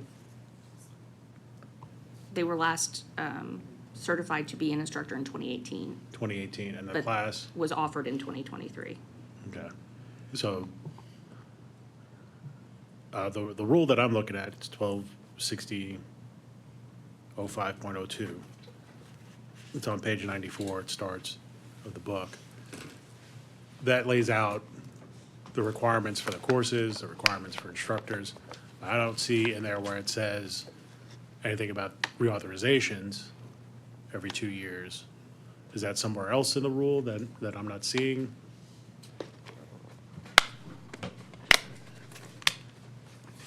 Yes. Okay. And then I see qualifications for instructors. I don't see the reauthorization. So the commission approves courses on a 2-year cycle. That's 1260.05-.161. 1.6, okay, thank you. 2 years, okay, thank you. So that's where you have us, Ms. Cooper, at 12.16? That's what I referenced. Yes, sir. Okay. Thank you, I must have not heard that last bit correctly. Thank you. Yes, sir. Can I make a Chairman. motion? Absolutely. I'll make a motion for a civil penalty of $100 in violation of 1260.05.16 and a letter of warning with council's previous verbiage about I'm just going to interrupt you. I don't think we could do both a civil penalty and a letter of warning. We can't. I don't think we can. I think we have to do one or the other.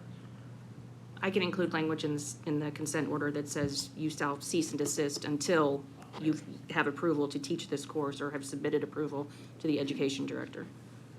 So, It essentially instructs them to get into compliance. letter.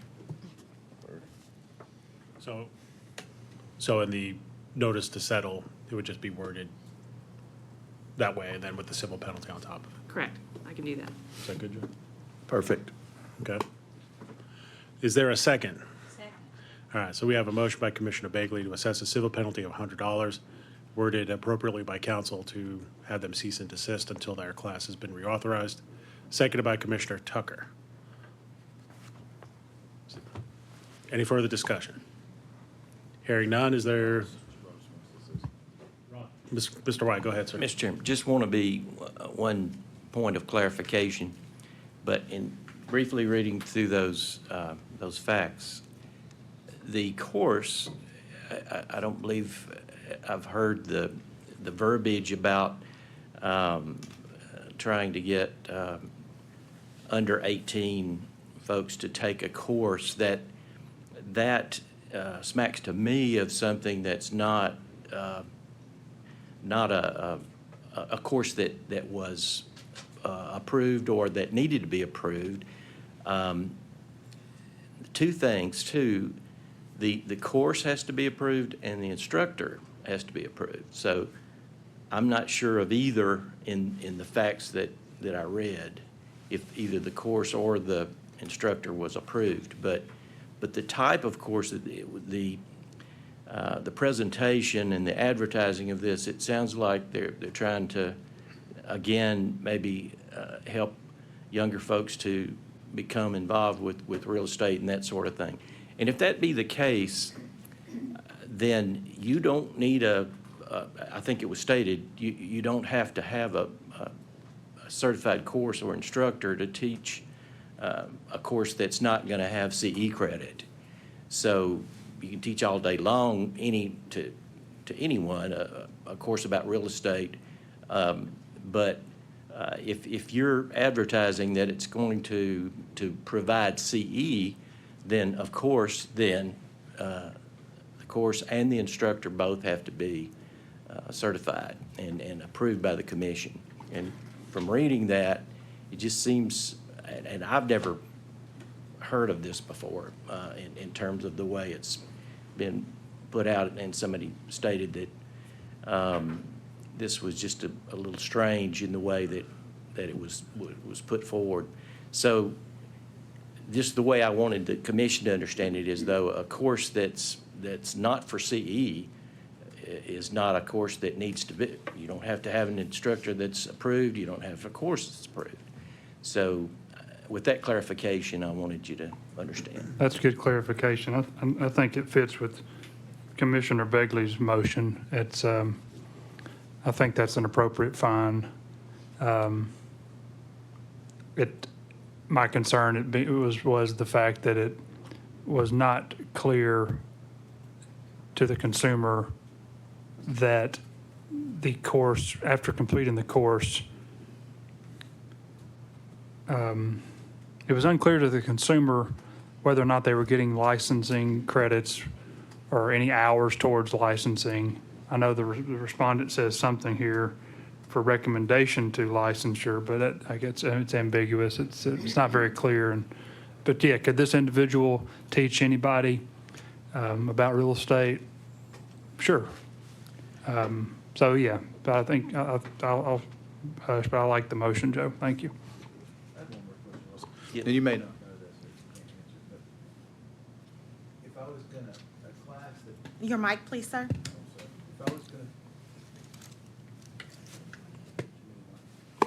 if I was gonna take a class that's been approved, and it's gonna take me from day one to get ready for licensure, I'm assuming it would be more expensive than $99. Is that, I mean, are those classes? Is that to get your 120 hours, to get you through that process? Is it 120 hours you have to do? 90 hours of No. pre-licensing. 90 hours of pre-licensing education is required. So I mean, would that be pretty inexpensive for those 90 hours? I think we need to look at what Kim is saying and what the advertisement is saying. If you're new to real estate, you don't know what the appropriate fee should be for pre-licensing education. I think it's important to focus on what Kim said in reference to the advertising looked like the person was going to obtain pre-licensing education. And I do agree with that, but the instructor knows probably, since he's been an instructor, he knows the fee schedule. So if he's charging $999, he's throwing out there like, this is getting you somewhere. But if he's like, It you probably know, depends on volume and what an instructor's point of view is. I don't think we can really speak to that just because we don't know a particular provider's methodology in reference to how they conduct courses and whatnot. Just saying, in answer to that, Commissioner, that, you know, it's market-driven, but you're teaching a CE course here, at least I believe that's what I'm reading, or a course that involves learning about how to become licensed, rather than a pre-licensed course itself, the 60-hour and the 30-hour. You're talking about another course that may or may not require licensure if, and you're also providing it for these folks that are underage. So there's a lot of questionable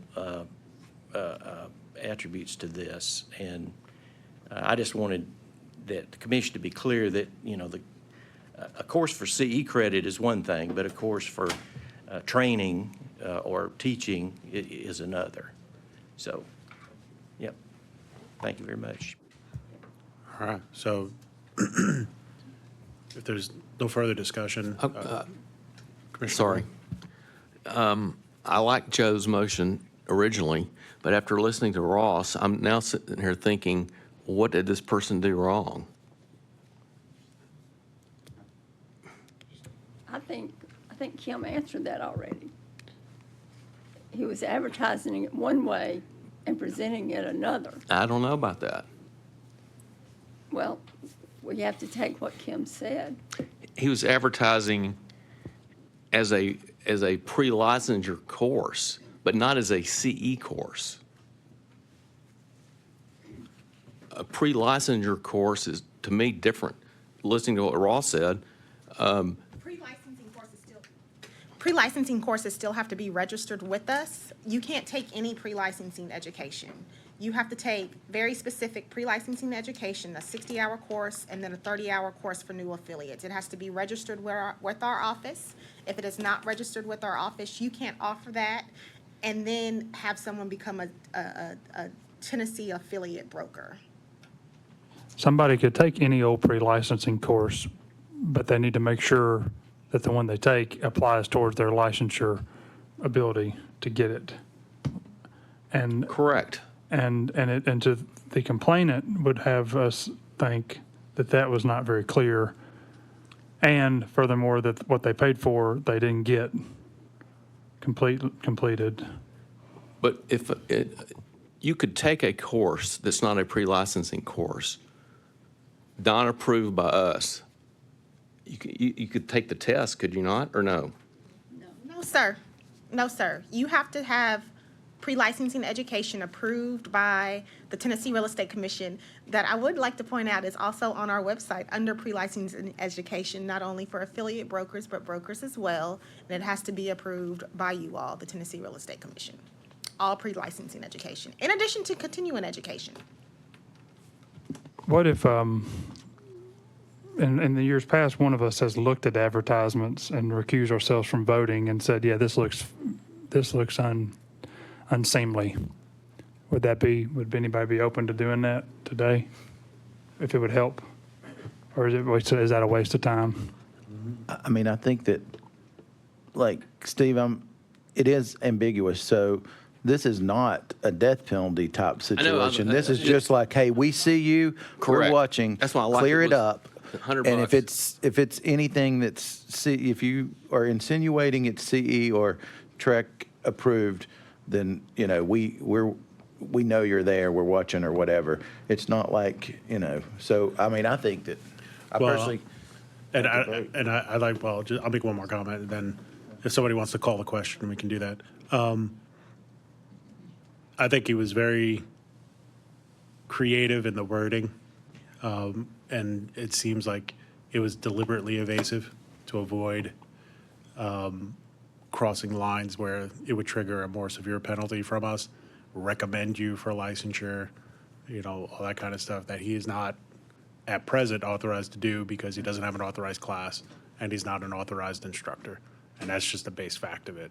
And, whether his intention is to be an evangelist for the real estate industry and teach the young people, all right, if he wants to put a robe on and sing Kumbaya and do that, it's fine, but he can't advertise that it's, going to be coursework that counts towards your affiliate license. He can't do that. Or I wouldn't even want him to impugn that in his advertising, because it is confusing to the consumer because they're coming in with at level 0 and they don't know the nuances that an instructor is supposed to know. I'm going to call for question. Question has been called. It is not debatable. Just to restate the motion is to assess a $100 civil penalty and to require this licensee to cease and desist offering a pre-licensure course until he is reauthorized as an instructor and his course is reauthorized by the Tennessee Real Estate Commission. Let's go ahead and vote. All those in favor of the motion say aye. Aye. Any opposed? Hearing none, that motion carries unanimously. Case number 6. I don't think that's mine. Joan, is that yours? That's yours. Commissioner Smith, you're recognized. Okay, let me refresh my mind.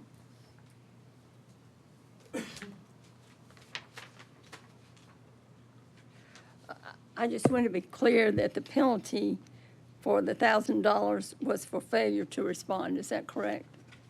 Yes, ma'am. Okay. That was my only question. You have a motion? I have a motion to accept council's recommendation. Is there a second? I have a motion by Commissioner Smith to accept council's recommendation in case number 6 for a $1,000 civil penalty for failure to respond, seconded by Commissioner Tucker. Any further discussion? Hearing none, all those in favor of the motion? Aye. Any opposed? Hearing none, that motion carries unanimously. Case number 10, Commissioner Smith, you're recognized. Yes. On this one, my question was, of course, I think we had a little bit more information from personal talking back and forth, but did you see a copy of the listing on this? Yes. I was just curious because the comments are, I can't let you show this house because you don't have the centralized showing app. And I'm not sure that was really in the best interest of the sellers to not allow them access to the property just because it seems like they don't like one another.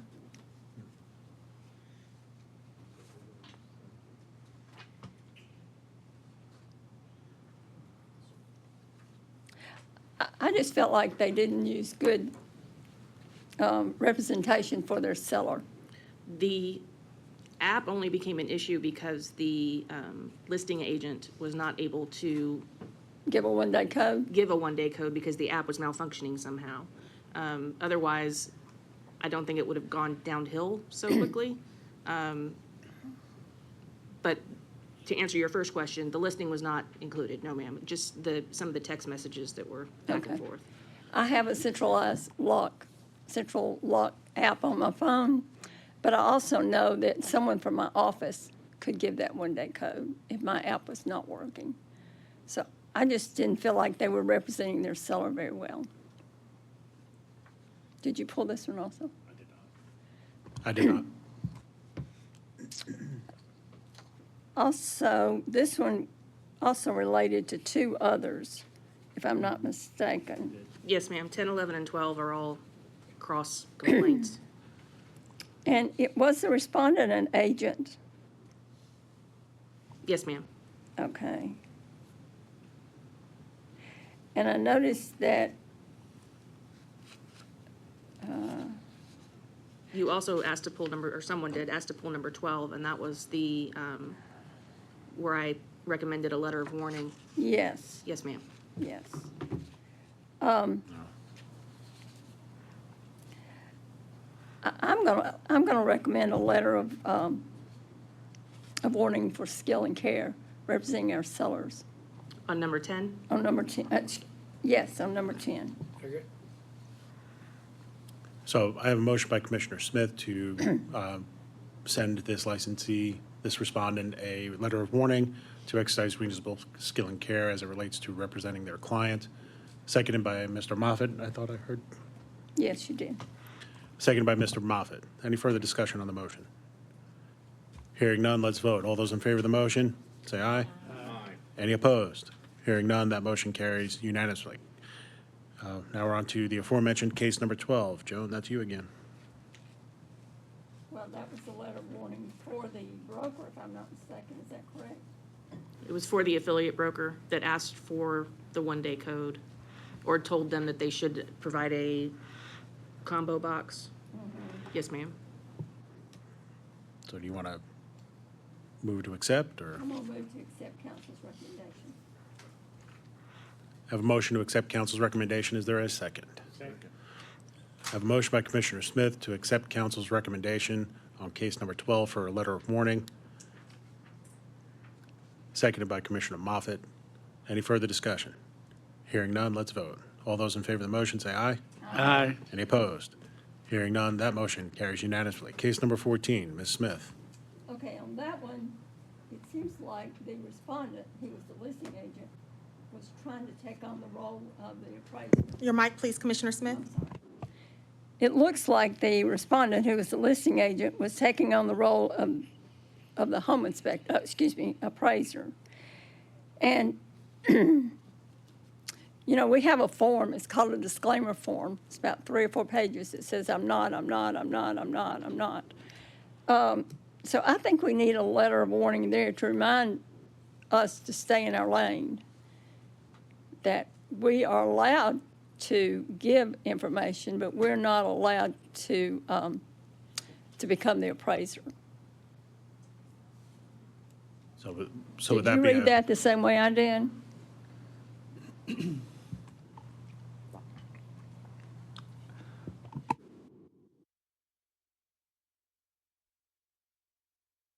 I just think this is a case where you have two very opinionated individuals, an appraiser and a real estate broker.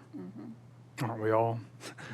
And, right, and there was just a butting of heads there, and none of us are going to be able to judge the severity of the offense towards the appraiser as he or she viewed it, and because we weren't there, we didn't see the exchange or hear the exchange.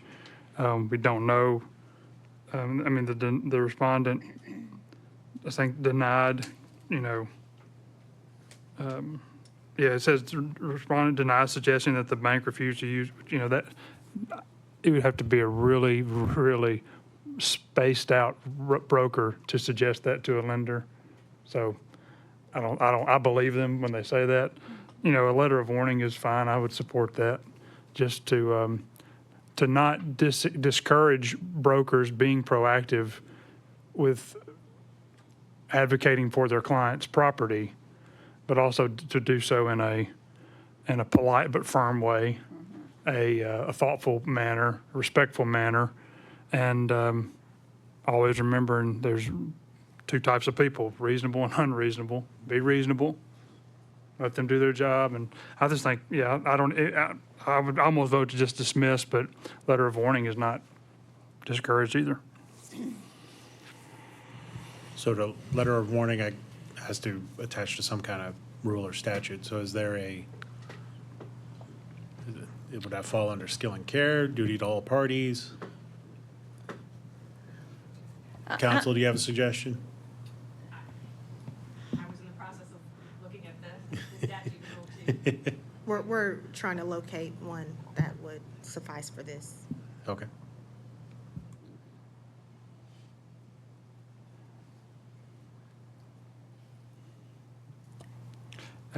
I think that as realtors, that we do assist and we do pull comparables, but it seemed like from the language, it went a little further than that.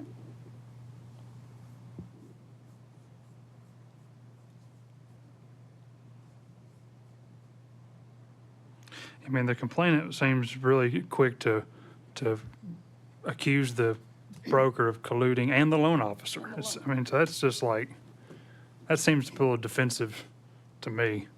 Like, chill out. I'm just trying to talk comps. Maybe it's because I've had these conversations before. And appraisers, there's some appraisers that, most appraisers, let me be real clear on the record, most appraisal professionals I've worked with over an 18-year almost career have been thorough, have been kind and courteous, consummate professionals. Unfortunately, like the licensee community, there are some that are harder to just talk with than others. And this, I'm hoping this complainant is not one of those, but you know, maybe that's influencing how I'm reading this. But to claim that the respondent and the loan officer are colluding toward a loan amount is pretty serious, pretty strong. I mean, it's like you've got one person, the appraiser, saying they were at the door and before we even could get into the property, they said, we got to discuss this situation. And then the respondent saying that they've pulled up or got to talking with the appraiser said, we got a problem. Both are dramatic. Both are too dramatic. We don't need any more drama. It's hard enough business. Is there a rule there, Kim? I would either suggest the reasonable duty of reasonable skill and care or the provide services to each party to the transaction with honesty and good faith. That's a great reminder for all of us. I'm going with the second one. All right, so just to restate the motion then, Commissioner Smith, your motion is a letter of warning for this respondent regarding to dealing fair and honestly with all parties to a transaction. And was there a second? Second. Motion by Commissioner Smith, seconded by Commissioner Ferris for a letter of warning in case number 14, excuse me, case number 14. All those in favor of the motion, say aye. Aye. Any opposed? Opposed. That motion carries on it. 6-1. Commissioner Gwynn voting no. Moving on to case number 16. Commissioner Smith, you and I both pulled that one, so thank you. My only issue is that this seems like there was some back and forth that they had submitted stuff, the materials to TREC, and it wasn't handled proper or anything like that. So this particular case is not a software glitch or an issue on our end that would cause us to offer a little more grace to this respondent. My reading of the email, that it was all on the respondent. The program said this is what you need to do, and apparently it just went right over their head. Okay. So, yes, sir. Thank you. Commissioner Smith? Yes. Yes, I agree.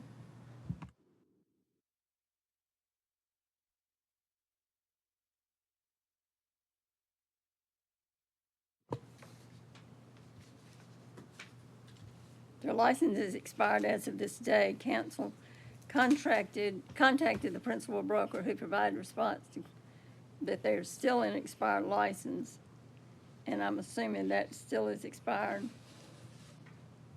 Yes, ma'am. When I checked last week, all of their licenses were still expired, and I still did not have a response from anyone that I said, you might want to check your license status.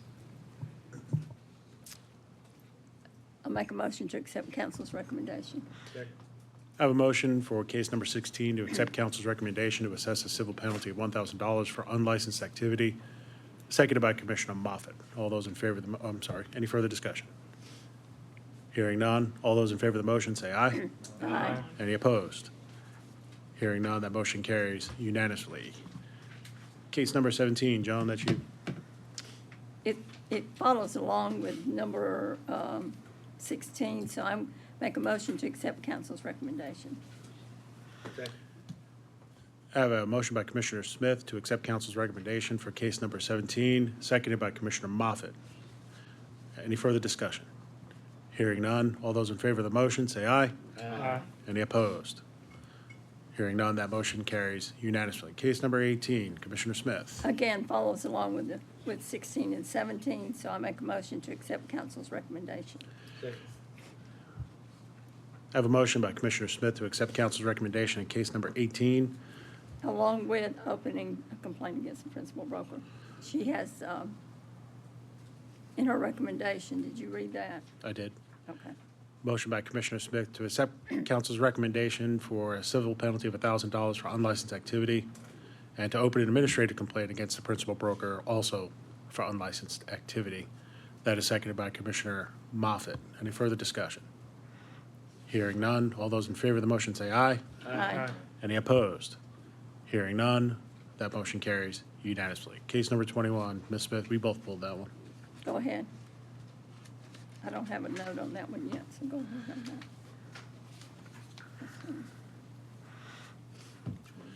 So it's case number 21. This is the ambiguous or the Smith Company. I'm assuming that's meant in a generic sense. It's not an actual company. Okay, so Smith Company. Do we know if the respondent is has a license or not? The respondent in this case was simply the listing agent for the property, but they are licensed, yes, sir. They are licensed. Yes, sir. Okay.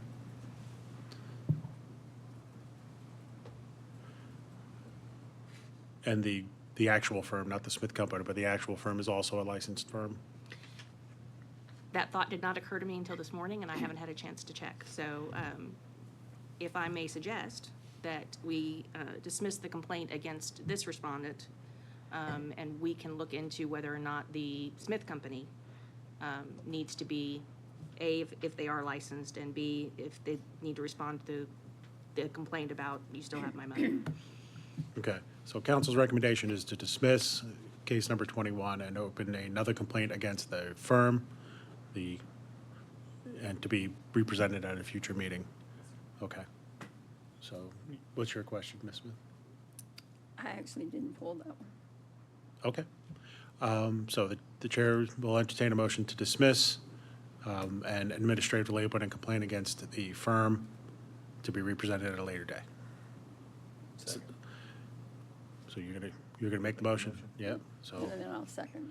all right, so that motion has been made by Commissioner Bagley, seconded by Commissioner Smith. Any further discussion? Hearing none, all in favor say aye. Aye. Any opposed? Hearing none, that motion carries unanimously. Case number 27.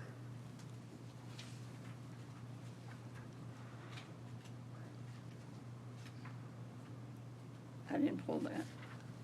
That's me, okay. First off, just a comment, that's the shortest narrative I've seen in all my time here. That's, My mood that day reading it was that I wanted to make clear this was a waste of the commission's time. okay, so there was no other allegations in the complaint, no other evidence offered, just okay. Just nanny boo-boo, basically. All right. Chair will entertain a motion to accept council's recommendation in case number 27. I move to accept council's recommendation on 27. Is there a second? Second. I have a motion by Commissioner Smith to accept council's recommendation to dismiss on case number 27, seconded by Commissioner Bagley. All those in favor of the motion say aye. Aye. Any opposed? Hearing none, that motion carries unanimously. Case number 31, Commissioner Smith. Okay, I had a couple of questions on that one. Was there a timeline on the rejection of offer number 1 and then acceptance of number 2? I just wondered, did the respondent notify buyer number 2 before voiding contract number 1?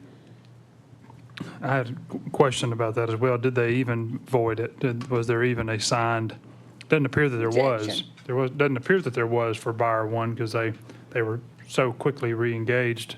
But I had a question of the time frame as well. With respect to buyer two, sorry to just jump in here. That's okay. But with buyer two, did they actually complete a home inspection? Or did they just make moves to schedule it? Because reading it, it sounds, from the complainant side, it says, complainant moved forward with their home inspection and appraisal and necessary mortgage paperwork. Well, what does that mean? Did you complete a home inspection? Did that indicates that there was quite some time that passed. And with the respondent, you read the respondent and it indicates that there was some communication made, hey, buyer one's out, turn around that afternoon, buyer one's back in, which is not uncommon. But you gotta have a rejection. You gotta have, right, you gotta have it. You gotta have a rejection somewhere. The complainant, having heard that, the onus was on them to make sure the proper paperwork, putting their buyer two into primary position was executed, as well as the respondent had the onus for their seller to get that signed. Even though you had the backup agreement signed, there needs to be some type of, it has to be memorialized, right? Right. Is there a separate notification? Is it notification? Yeah. There was a lot of questions there. What's your first question? My concern Sorry. was that buyer number one, did they officially withdraw their offer and allow the buyer number two to come in place? Or was this all verbal? I believe it was all verbal. You're asking for a notification of, I need a rejection Rejection, or okay. something that tells me that buyer number one moved out of buyer position and allowed buyer number two to move into primary position.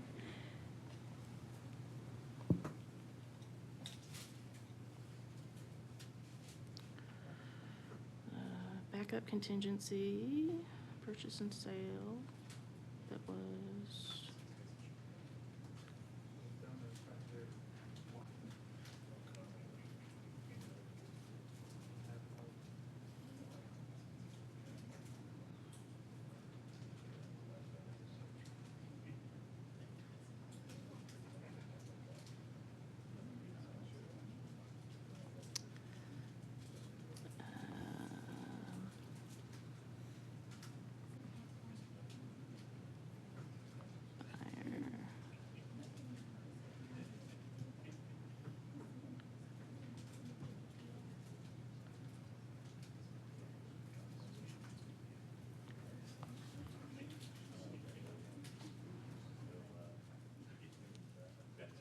I do not see a notification.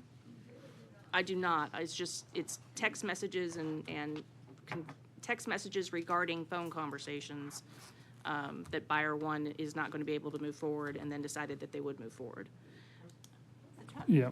What's the time? Go ahead. We have No, what's the time frame? How promptly was that? Can you tell?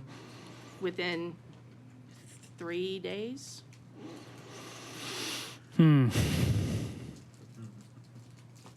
That's the sticking point for me. Like, I'm not going to make this the standard of care for every licensee, but if I'm talking to you, Joan, and I have a seller, and I've got a backup offer, and the first buyer terminates or says, "Hey, I'm not moving forward." Yeah. I am notifying that backup offer that same day, and if I don't, I'm not using skill. And they did do that, but they didn't get it executed to make sure that Buyer number one. buyer number two is in. It's a little messy, but it looks like everything, looks like the seller still closed with buyer one as they had wanted to, which appears to be all on the up and up, but We could push this out and ask for more paperwork. Say it one more Well, time. Well, I would think that if you get a notice from TREC that we're questioning a transaction, you would submit all the paperwork that you had. You wouldn't hold back and just rest on text messages that you sent back and forth. And also, the paperwork exists for a reason. It's to memorialize and formally memorialize a meeting of minds that certain events are going to occur and everybody's duties to perform are listed.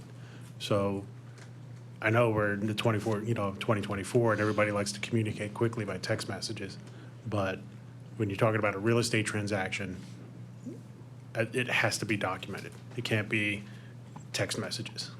I just don't, because were there sellers on that text message change? Were there buyers on that text message change, or was it just the agents? Yeah, and you can't, I mean, I empathize with the complainant, but you can't prove fraud here on behalf of the respondent and the seller, based on what we know. Could communication have been better? Yes, but So are you doing a recommendation? I would move to accept council's recommendation to dismiss. I don't feel as good about that. I think what Commissioner Begley is saying, we have some paperwork in place that we need to use. And if you've got two buyers that are wanting the same property, then we need to have a good paper trail versus a text or an email. And I'll tell you, I've been in a while, but when you get in these multiple offers and these backup offers, I mean, you get even, I know that I even get more like, okay, I got to dot my I's, cross my T's, because I'm in a situation here that's going to get really messy really quick. So to not have your antenna up at that point, and that's why I would be surprised if there's not some paperwork, but. Correct, yeah, I totally agree. Doesn't seem like there is paperwork because the complainant didn't provide any on behalf of their client, and the respondent didn't provide any on behalf of their client. There was 2 or 3 days that elapsed. So maybe a letter of warning to the respondent would be more prudent than my motion to dismiss, which didn't get a second, by the way. It was just a mention. Nope. Okay, so you do not have a motion, is that correct? I do not. Okay, I'm going to make a motion that we send a letter of warning for skill and care on number 31. So I have a motion by Commissioner Smith to send this respondent a letter of warning, case number 31, for failure to exercise reasonable skill and care. Seconded by Commissioner Bagley. Any further discussion? Hearing none, let's vote. All those in favor of the motion, say aye. Aye. Any opposed? Hearing none, that motion carries unanimously. Case number 33. Okay, I pulled this one, so did you, Joe. Go ahead. Okay. So, and council may not be able to answer this question, but maybe my fellow commissioners can. Do local associations have rules that for unlicensed users to have access to their MLS? No. Is that something that? Unlicensed, say that again, you're asking. Unlicensed individuals to have access and use the MLS? No, not in our MLS, not in our association. Okay. I am aware, back in the day, if you were an unlicensed assistant, there was a category for you in an MLS that I was once a part of, but this is many moons ago and not in my current capacity. You are correct. I do have an unlicensed assistant who does have access to the system. That is correct. Okay, but the respondent in this case is not an unlicensed assistant, right? They're a licensee? They're a licensee, but not in Tennessee. Not in Tennessee. Correct. Okay.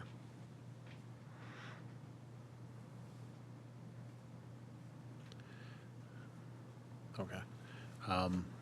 Joan, what'd you have? I had a recommendation for a letter of skill and care. You want to make that a motion? Oh, wait a minute, I gotta make a motion, we send a letter of skill and care. Yeah, now you can second. I have a motion by Commissioner Smith to to send this respondent a letter of warning for failure to exercise reasonable skill and care in case number 33, seconded by Commissioner Moffett. All those in favor of the motion, say aye. Aye. Any opposed? Hearing none, that motion carries unanimously. Case number 35, that was also both of us, Joe.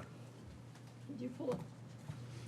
Commissioners, number 35 is the case that was discussed at the June meeting that you all asked me to move to today's legal report and to get more information regarding the respondent's response that was provided to the AG's office. Okay. I had one question. Respondent replied almost 24 hours later with a rejection of the offer, and the complainant said they did not have a chance to make a counteroffer. Was there a time that the offer was expired, like on the contract it says, please notify or offer to be accepted by? It was almost, I think it was a 24-hour response time, and the response was given within minutes of the Of the expiration. 24 hours? Yes, ma'am. That was my question. Yeah, I was absent in the meeting this was initially presented at. So I'm not going to recuse myself because we've got this additional information now. So just wanted to put that on the record. My personal opinion is that the respondent perhaps ought to have advised this complainant to get another agent within their firm to present an offer if they knew they wanted the property. I think that would be the standard we would hold in our office. If I had a property that I just fell in love with and I'd shown it to a buyer and knew they were going to make an offer, I would have the responsibility to say, you know, I like this property as well. I'm going to introduce you to Jeff in my office, who's a colleague, and let him know that I may make an offer, but so that you can have complete representation, because, I mean, that's how you do that. I mean, I think that's how it needs to be done. And I also asked if the respondent had all the information on the other offers, and they did. That was a concern, too. Did they relist the property? They listed the timber rights, not the property. So they did keep the property that they As fell of in that, love with? as of that response, yes, sir. So in my notes, I asked about, you know, multiple offer disclosure, were these agreements verbal, any kind of documents? I mean, I guess that would all be in a transaction file, anything in that submissions or anything?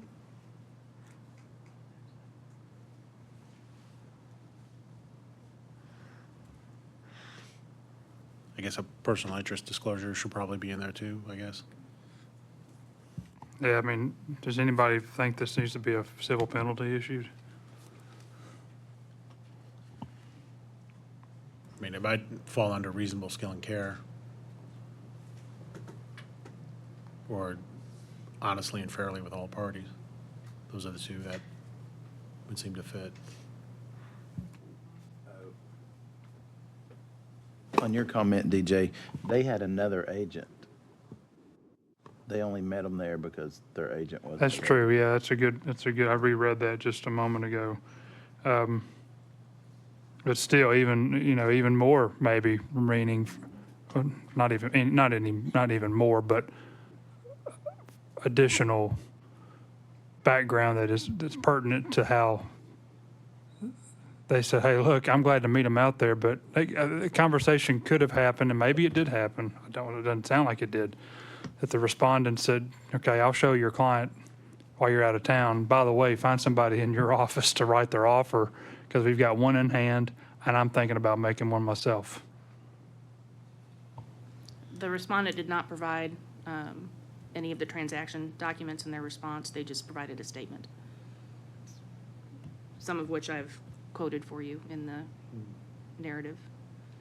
I guess the respondent relied on their vast knowledge of the law as it pertains to real estate. Apparently.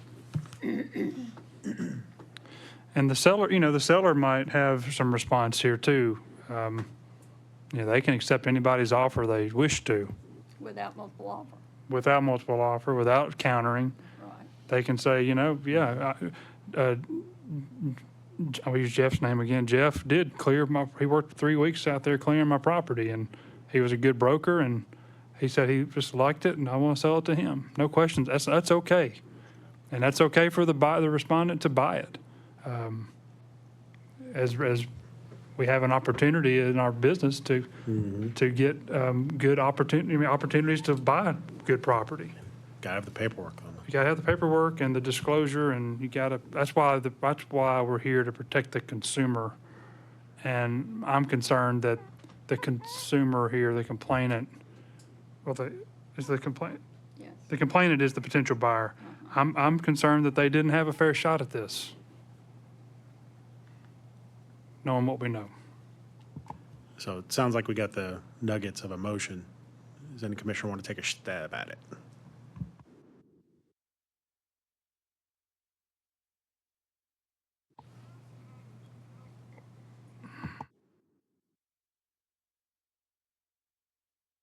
Again, the two suggestions I made was either reasonable skill and care or to deal honestly and fairly with all parties to the transaction. I would make that motion. But that's issue a civil penalty for failing to, that second, $1,000. All right, so I have a chair by Commissioner Ferris to assess this respondent a civil penalty of $1,000 for not dealing fairly and honestly with all parties to the transaction. Is there a second? Seconded by Commissioner Smith. Any further discussion? Hearing none, let's vote. All those in favor of the motion say aye. Aye. Any opposed? We have a 6, what's 2, 4, 6, 7, a 6 aye, 1 no, and the motion passes with Commissioner Bagley voting no. Can I ask for a point of clarification? Go ahead. The commission previously approved a $1,000 civil penalty for failure to respond. That was part of the issue as well, is that this respondent responded to the Attorney General's office, not to the commissioner, not to the commission, and then argued that they responded to the state, and so they didn't have to provide a response, additional response to the commission. So is this $1,000 penalty in place of the failure to respond? Well, as it stands right now, it would be in addition, because Addition? we didn't make a separate motion to withdraw the $1,000 penalty for failure to respond, unless commissioners want to take action on that now. Yeah, I'm glad you brought that up. I'm of the mood to withdraw that failure to respond. Is that a motion? I'll make that motion. I move to withdraw the civil penalty of $1,000 failure to respond. That's a mistake that could, I don't agree with it, but I see what their point is. So I'll make that motion. So there's a motion by Commissioner Ferris to withdraw the previous civil penalty of $1,000 for failure to respond, seconded by Commissioner Bagley. Commissioner Gwynn. So we deferred only the decision about the $1,000 for failure to respond, correct, or not? It was my understanding that the motion was to defer to get more information regarding their response to the original complaint, as well as the $1,000 civil penalty for failure to respond. Both of those were on the table for discussion this month, So which is why I I'm asked just for kind of walking clarification through about this series of events. So we fined them $1,000 for not responding. And before we gave that to them, we didn't do it because of why? Because we were confused.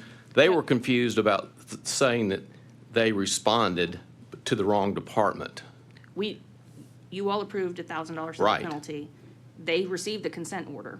Correct. So it was issued. They did receive Okay. it. And then their emphatic response was that they shouldn't have been issued a civil penalty for failure to respond because they responded to the Attorney General's office and not the commission.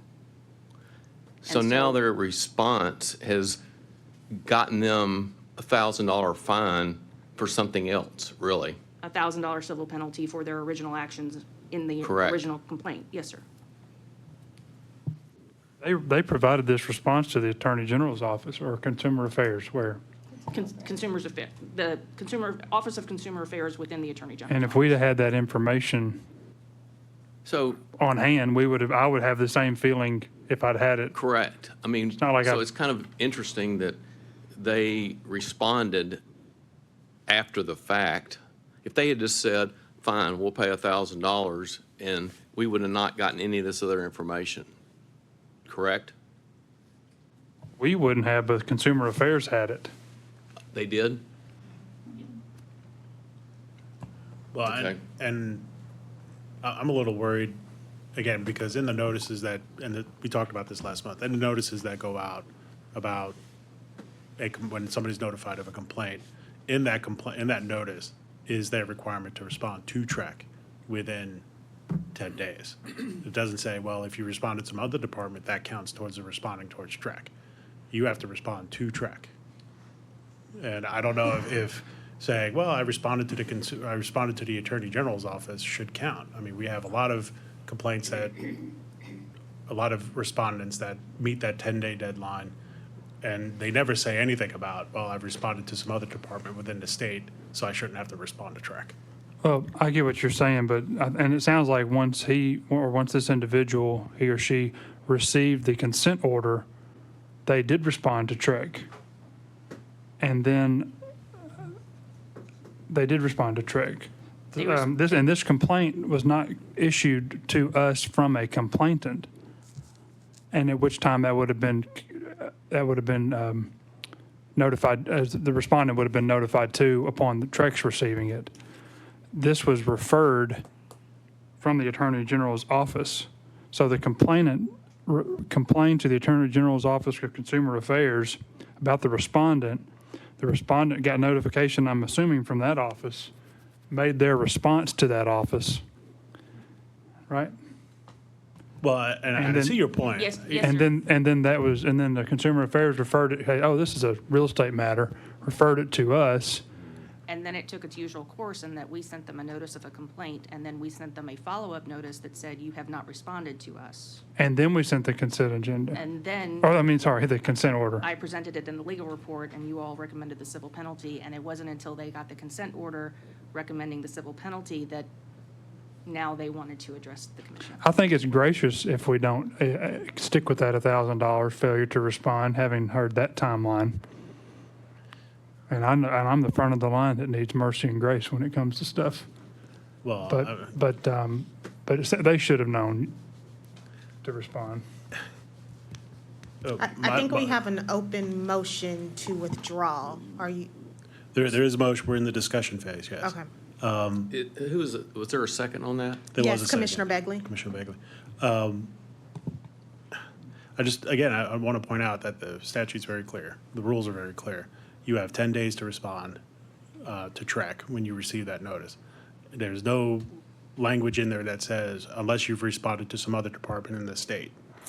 It says you respond to TREC.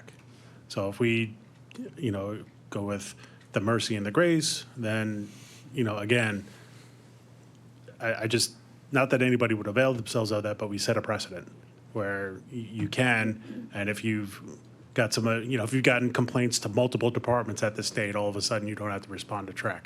I just think that goes beyond mercy and grace to me. That's my issue, is it sets possibly a bad precedent. And perhaps it does, Steve, and fortunately, we don't have many of these cases where you have this dual nature where there's Attorney General's office.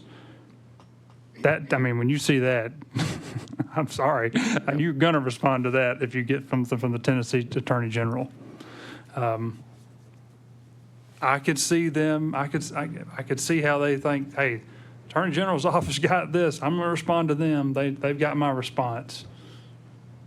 I'm talking out of both sides of my mouth. I but- I understand. have a question. Go ahead. On the letter that we send, and it says send a response within 10 days, is that bold letters? I mean, it's not like. It's bold. Thank you. Can I make a friendly amendment to the motion? That we reduce 1,000 to 500? Keep the original 1,000. No, reduce the original 1,000 to 500 and keep the 1,000 that we've already voted on. I support that revision. All right, so a friendly amendment to the motion currently pending is to reduce the civil penalty for failure to respond to $500 that the commission originally approved. Second. Well, that's your motion. You I'll can't. second. Okay. So Commissioner Ferris makes the motion to It was not in reduce, bold letters, so. to reduce the civil penalty for failure to respond to $500, seconded by Steve had Commissioner made it. Smith. I thought Steve had made it. There's no further discussion. Let's vote. All those in favor of the motion say aye. Aye. Any opposed? Hearing none, that motion carries unanimously. Case number 36. That's both of us. That was 35. So, I mean, to me, this is related to 35 in a sense that it also deals with the failure to respond and the 10-day period. I just think it, I thought it was interesting where it says, respondent respectfully requests that this case be dismissed. They have faithfully responded to many complaints over the years. So they should know. Yeah. So, I would think a motion for like $1,000 civil penalty for failure to respond would be in order. I'll make a motion. I have a motion by Commissioner Gwynn to issue a civil penalty for $1,000 for failure to respond. Is there a second? Second. Seconded by Commissioner Tucker. There's no further discussion. All those in favor say aye. Aye. Any opposed? Hearing none, that motion carries unanimously. Case number 37. I think that's me. Is it both of us? No, it's just me. All right, finally we got to Ms. Carter's cases. All right. So it seems like the facts that, like, even though there's probably some way we would want to impose a civil penalty, we just won't be able to because of the circumstances in the case. I think so. There wasn't just enough information, and since the respondent didn't give me the additional information that I requested to determine if it was like wholesaling or not, I just didn't feel comfortable like recommending it going forward. Right. So, yeah, I just don't know. I guess a motion to just go ahead and accept council's recommendation would be in order. Is there a motion? So moved. I have a motion by Commissioner Gwynn to accept council's recommendation in case number 37, seconded by Commissioner Moffett. All those in favor of the motion? Aye. Any opposed? Hearing none, the motion carries unanimously. Jumping to case number 50. Ms. Smith, this is a discussed case, so let's,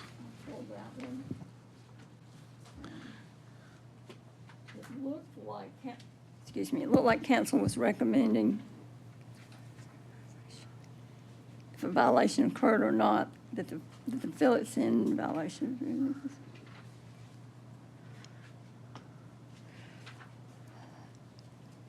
I'm going to make a motion that we go with the recommendation, which would be the respondent be assessed a civil penalty of $1,000 for employing an unlicensed affiliate and open an administrative complaint against the affiliate for engaging in unlicensed activity. so I have a motion by Commissioner Smith to assess a civil penalty for $1,000 Yes, sir. for unlicensed activity and to administratively open a complaint against the affiliate for unlicensed activity. Seconded by Commissioner Moffett. Any discussion? Hearing none, let's vote. All those in favor of the motion say aye. Aye. Any opposed? Hearing none, that motion carries unanimously. All right, case number 52. Again, this seems like a respondent that has a personal interest in a property, and the question's about paperwork. Is there anything in there about a personal interest disclosure or any disclosures of that kind in the response? I mean, it doesn't appear like the complainant was like involved in that at all. I think they just saw maybe the public comments that was like lacking that disclosure, but it wasn't the private remarks about them being the owner and the seller of the same property. But whatever they had with the other parties, I assume that it was disclosed, because if they're represented by the eventual buyer was represented, they could easily see the remarks. Yeah, my concern is that it's on the private remarks of the MLS. I mean, the disclosures are for the public more than for the agents. I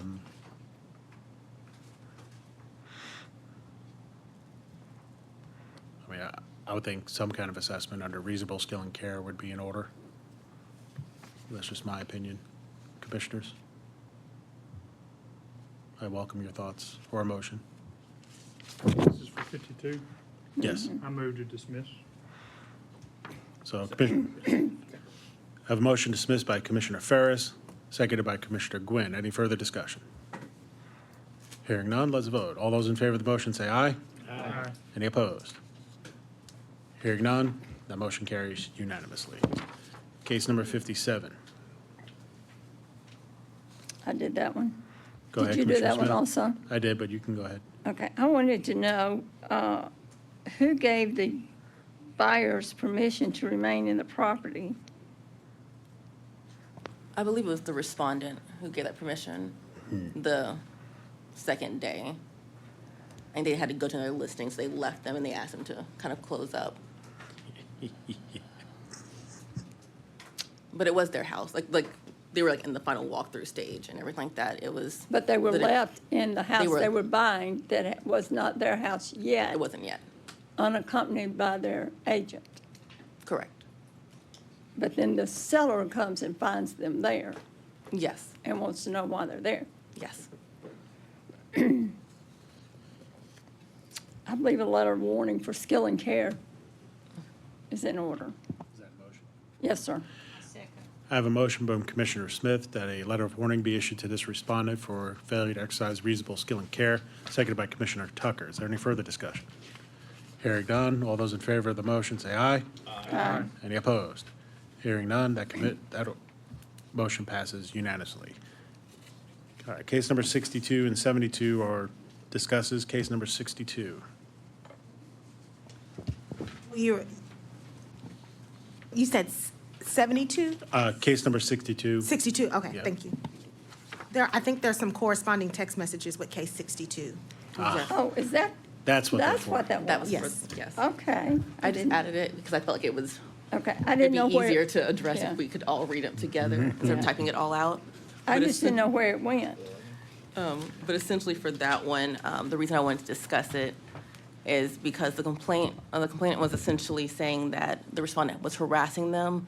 The respondent said they didn't know anything about this complainant or knew them, but when I was reading the text messages, a lot of things just didn't kind of match up for me. The number was the exact same for the respondent, like in the response, as in the text message. Additionally, throughout the text messages, they identified them by like their first name, their profession. I think eventually they use their first and last name. They don't deny that that's not who they are. They're just essentially like, well, you found out who I was.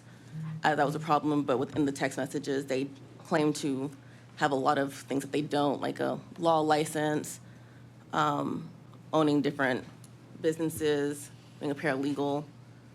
And I just thought it was problematic and kind of just wanted to discuss it to see what kind of violations you believed, if any, occurred.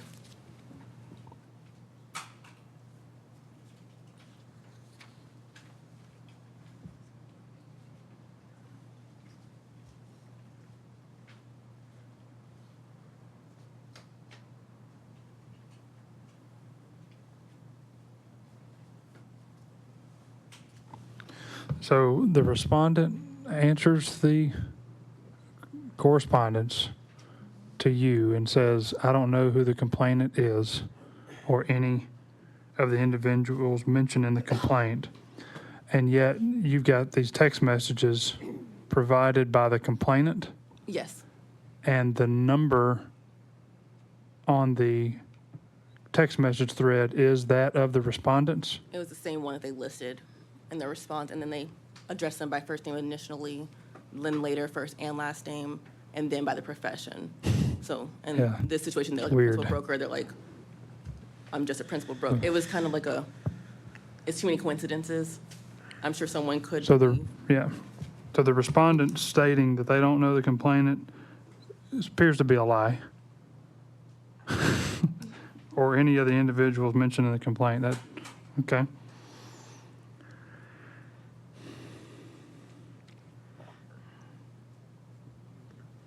So, and they're seeking the complainant is they're seeking a refund of money for what service was it? Was it a cleaning service? So it was a really weird situation, but essentially it's a respondent reaching out on behalf of their client. That's what they keep on calling them.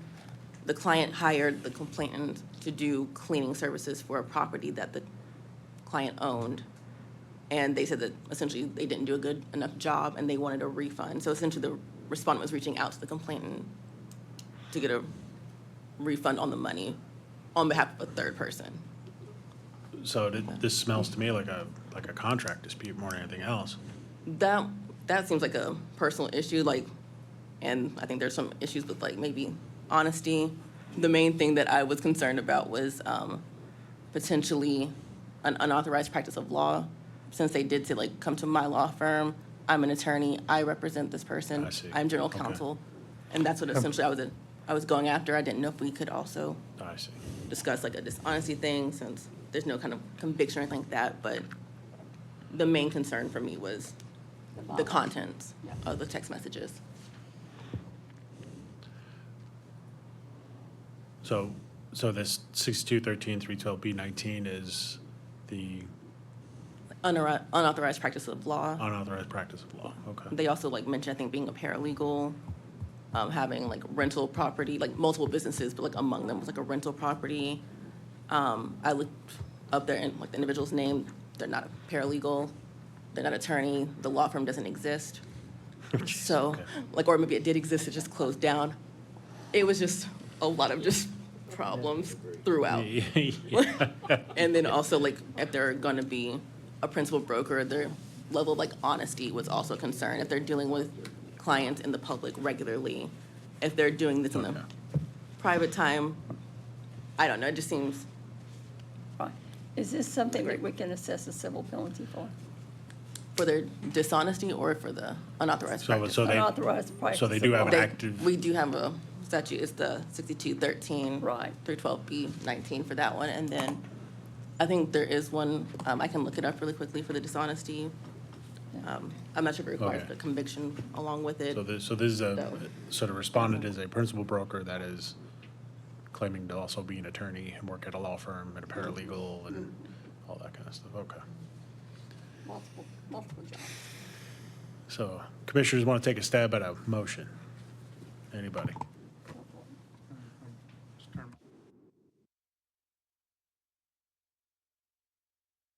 I make a motion that we assess a civil penalty of $500 for, in violation of Tennessee Code and 62-13-312B19. So I have a motion by Commissioner Smith to assess a $500 civil penalty for unlawful practice of law under Tennessee Code 6213-312B19. I have a second by Commissioner Moffett. Any further discussion? Hearing none, all those in favor of the motion say aye. Aye. Any opposed? Hearing none, that motion carries unanimously. Ms. Matlock, you got one for us, case number 72? No? Where did I get that from? I have I it in my had notes. 72 on my list. I mean, 72 is on there, but you didn't pull it for discussion. I have it for my number. Okay. Your recommendation is discussion, and we have new information, yes? No. Okay. My recommendation was for a $250 civil penalty. Okay, and we didn't pull it, so we approved that when we started this. Okay, very good. Then that concludes the legal and consent report. And now, we have something left for commission discussion, yes? Yes, we have one item left for commission discussion, and then I have two announcements. It is time to elect a new chair and vice chair. And so I hope there is a motion for a chair for FY '25. Is this a requirement that we do this, or is this something that we can just Yes. reaffirm? Every year, we have to elect a new chair and vice chair. Interesting. Okay. We do it every year. The floor is open for nominations. At this point, we're going to go ahead and nominate and select our new chairman and new vice chairman potentially. The floor is open for nominations for chair. Is there a motion? I move to nominate Jeff for chairman. I have a motion to nominate Jeff Diaz to be chair, seconded by Commissioner Bakley. Are there any other nominations? Hearing none, let's vote. All those in favor, say aye. Aye. All those opposed? Hearing none, that motion carries unanimously. The floor is now open for nominations for vice chair. Are there I've any got a motions? motion. I'll make a motion to nominate DJ Ferris. And I'll second. I have a motion to nominate Commissioner DJ Ferris to be vice chair, seconded by Commissioner Smith. Are there any other nominations? Hearing none, nominations are closed. Let's vote. All those in favor, say aye. Aye. Any opposed? Hearing none, congratulations, Commissioner Ferris. You are elected vice chair once again. Congratulations, gentlemen. I just have two announcements. I have Commissioner Ferris, Commissioner Moffitt, and Commissioner Smith, along with Anna and I, will be speaking at Tennessee Insights on August 14th in Franklin at 10 o'clock a.m. You'll be there, Commissioner Moffitt? Will you be at Tennessee Insights in Franklin on August 14th? 14th. Yes, sir. Okay, so it will be Commissioner Ferris and Commissioner Smith. Thank you. And then lastly, our next meeting is September 11th at 8:30. That's all I have. I believe that concludes the Tennessee Real Estate Commission meeting for August of 2024. Is there a motion to adjourn? So moved. Seconded without Who seconded that? Commissioner Bagley. Okay, thank you. And without objection, that motion carries unanimously. Everybody travel safe. Thank you for attending, and we'll see you next month. Thank you.